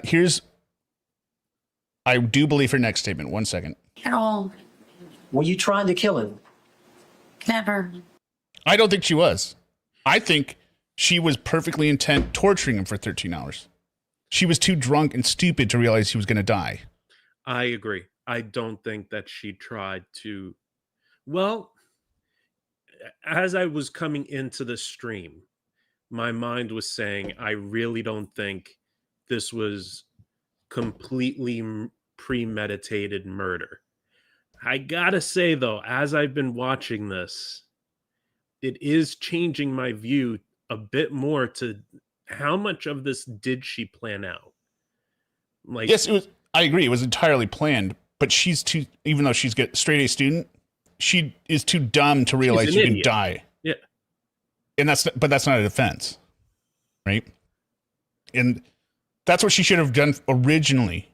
The day of, get the lawyer, call up, be like, look, I was super wasted. I didn't realize he could die in the suitcase. I'm sorry. Serve her manslaughter conviction. Right.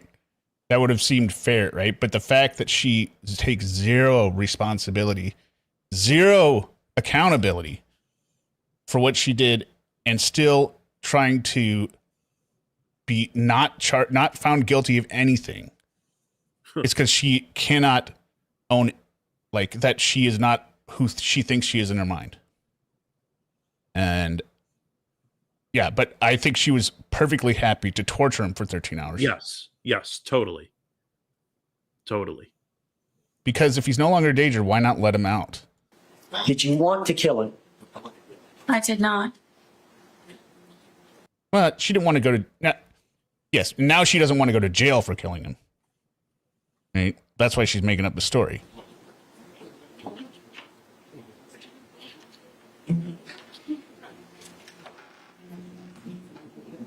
Did you walk upstairs? I did, yes. Why didn't you let him out before you walked upstairs? Were you afraid? Terrified is more of the word. Okay, now you're terrified again? Because this is the worst argument. You're not letting him out. This is where we'll stop. You're not letting him out because you're terrified of what he'll do. I just have my face in my hands. You're not letting him out because you're terrified of what you do. But within the last minute and a half, you have been telling us how you believed he could get out and there was enough room for him to get out. Yes. It's the dumbest conclusion ever. I didn't let him out because I was terrified. He's not trying to get out, but he could get out if he wanted to. Did she realize how close she came to just truly babbling on herself? Like how much she had to thread that needle? I don't think so.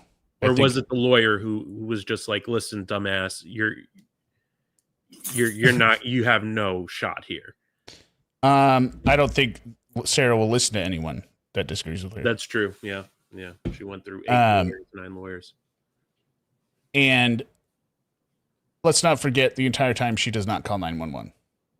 But she called 911 several times on him before. So it wasn't like, I don't want to call 911 on my boyfriend. I don't want this to get out. Everyone knew they were abusive.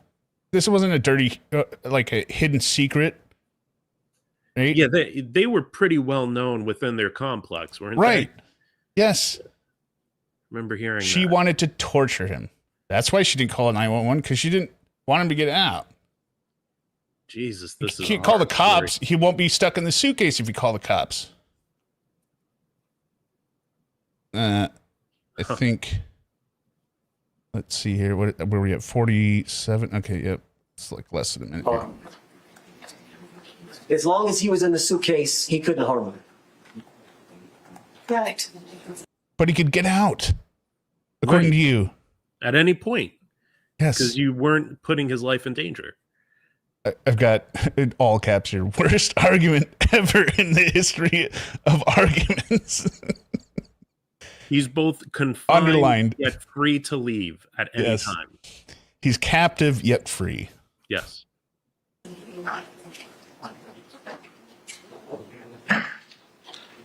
When he's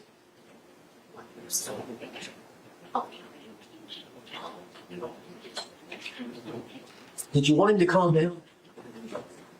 Yes, I wanted him to stop being angry because I know what it is for him to be angry. I think leaving him zipped in a suitcase is probably not a good way to get him angry. Plus, doesn't she want to go to bed this whole time? Yeah, she was exhausted from when they were. He went upstairs. Yeah. Where were the dogs? The dogs ran upstairs with me. And where did they go? On the bed. Who the hell cares? Right. Did you have the phone with you? Yes. I know at some point you called your husband, Brian, did you not? I did. Oh, wait. Do you recall how long that conversation was? Not very long. One more minute here. Can you recall what was said? I don't remember exactly. No, I don't. But you do remember everything that happened in those 11 minutes, right? Don't remember anything else around it. I just want to see this last farce.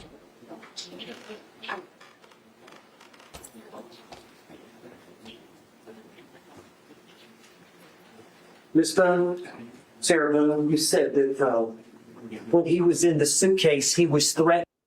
So I think there was a little sidebar with their side counsel being like, "Hey, we didn't really nail it enough of what he was threatening her with." Yeah. Let's do push it a little more.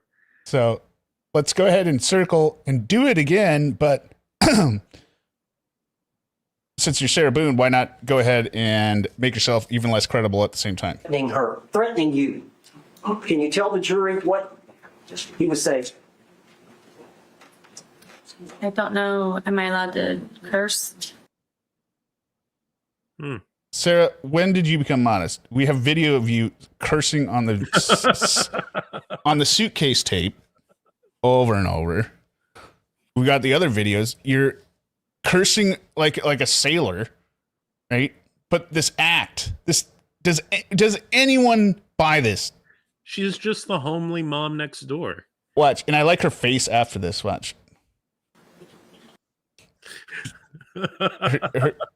Wait, it keeps going. Just It keeps going. Yes. That he was going to fucking end me. And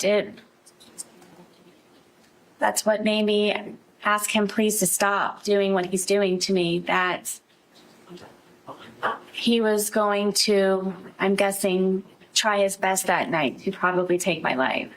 Then why did you let him sit there in the suitcase he could get out of, according to you? Why not leave? Why not call the police? Any number of things. All right. And then I think this is just my thought. But look at her face here a second. The threat you heard was he's going to. She hesitates again. Say the word. End me. Excuse me? Fucking end me. End you? Yes. I think this next look she gives after her is a look at her lawyer. She does not like that he had her swear. She thinks it was a bad strategy. Right? That's what I take away from this face here. Yes, sir. Yeah, it's there. Yep. Icky swear. That's what I've written. Oh, I said an icky word. Yeah, I know. I don't like saying that. I'm too pure. And the stare at her lawyer. Yeah. Okay, so that's where we will stop this part of the Can I ask direct one examination. question before we finish? Yeah, go ahead. Shoot away. Because like you're my expert on this here. Yep. She says she goes upstairs, calls her husband. You're talking about the next day. No, that's that night. She called the ex-husband that night? Yeah. Well, the dude's in the suitcase? Yeah. She left a voicemail. He didn't answer. Or no, he did answer, but she was sounding like this. Right, extra. Oh God. Might want to get video for. Right. Which he said in his testimony, like that's pretty standard for her, right? She'll call just random hours and she's wasted, so you can't really. So he's just like, "I'll talk to you tomorrow, Sarah." Right? Wasn't really paying attention to what she was saying because it was God 10:30 or 11 at night or something. I don't know if when they established the call was, but yeah. That's wild. All right, I didn't know that. She had the audacity to even call her ex-husband while the poor dude's stuck in a suitcase. Oof. So I think, here's my theory. I already kind of said it before. I think she wanted to leave him in there to torture him. I think she hit him, got him in the suitcase. That's how she was able to do it, by hitting him with the bat, right? Pushed him down the stairs. Did all that shit, recorded it. I think she then passed out, right? And not knowing that he would die. And so in her panic, when she keeps going, I fell asleep. Because she doesn't want to see she passed out drunk, right? And she thinks falling asleep absolves her, right? Because why else would you just leave him in a suitcase? Unless you meant to do it. No, I fell asleep. And she emphasizes it over and over and over that it doesn't make sense to me. That's a lie to me. Yeah, my brain's still putting it together. I'm like I said, I went in with that feeling. MCL has put a couple things in the chat. I kind of agree with them there too. I'm gonna have to think about it until our next stream, and because I'm processing all this for like the first time. Yeah. So I need a little bit of time here to like really settle into it. But my gut is agreeing with you as of now, but there's something just bugging me about it. Yeah. Well, I mean, there's stuff that always like, because then I'm always thinking, well, did he do this? Right. But then at the end of the day, I just have to go with the most evident or the most consistent theory in my, like, if that makes sense. Yeah. But, Okay, well, I will see you tomorrow night. Sorry to keep you up so late. We were planning on only going 2, but we went 2, almost a little over 2.5. Well, no, that's all right. All right. Everyone, thank you for coming. It's always fun to have people here along for the ride. And we will see you tomorrow night at 6:30 Pacific, 9:30 Eastern. Bye.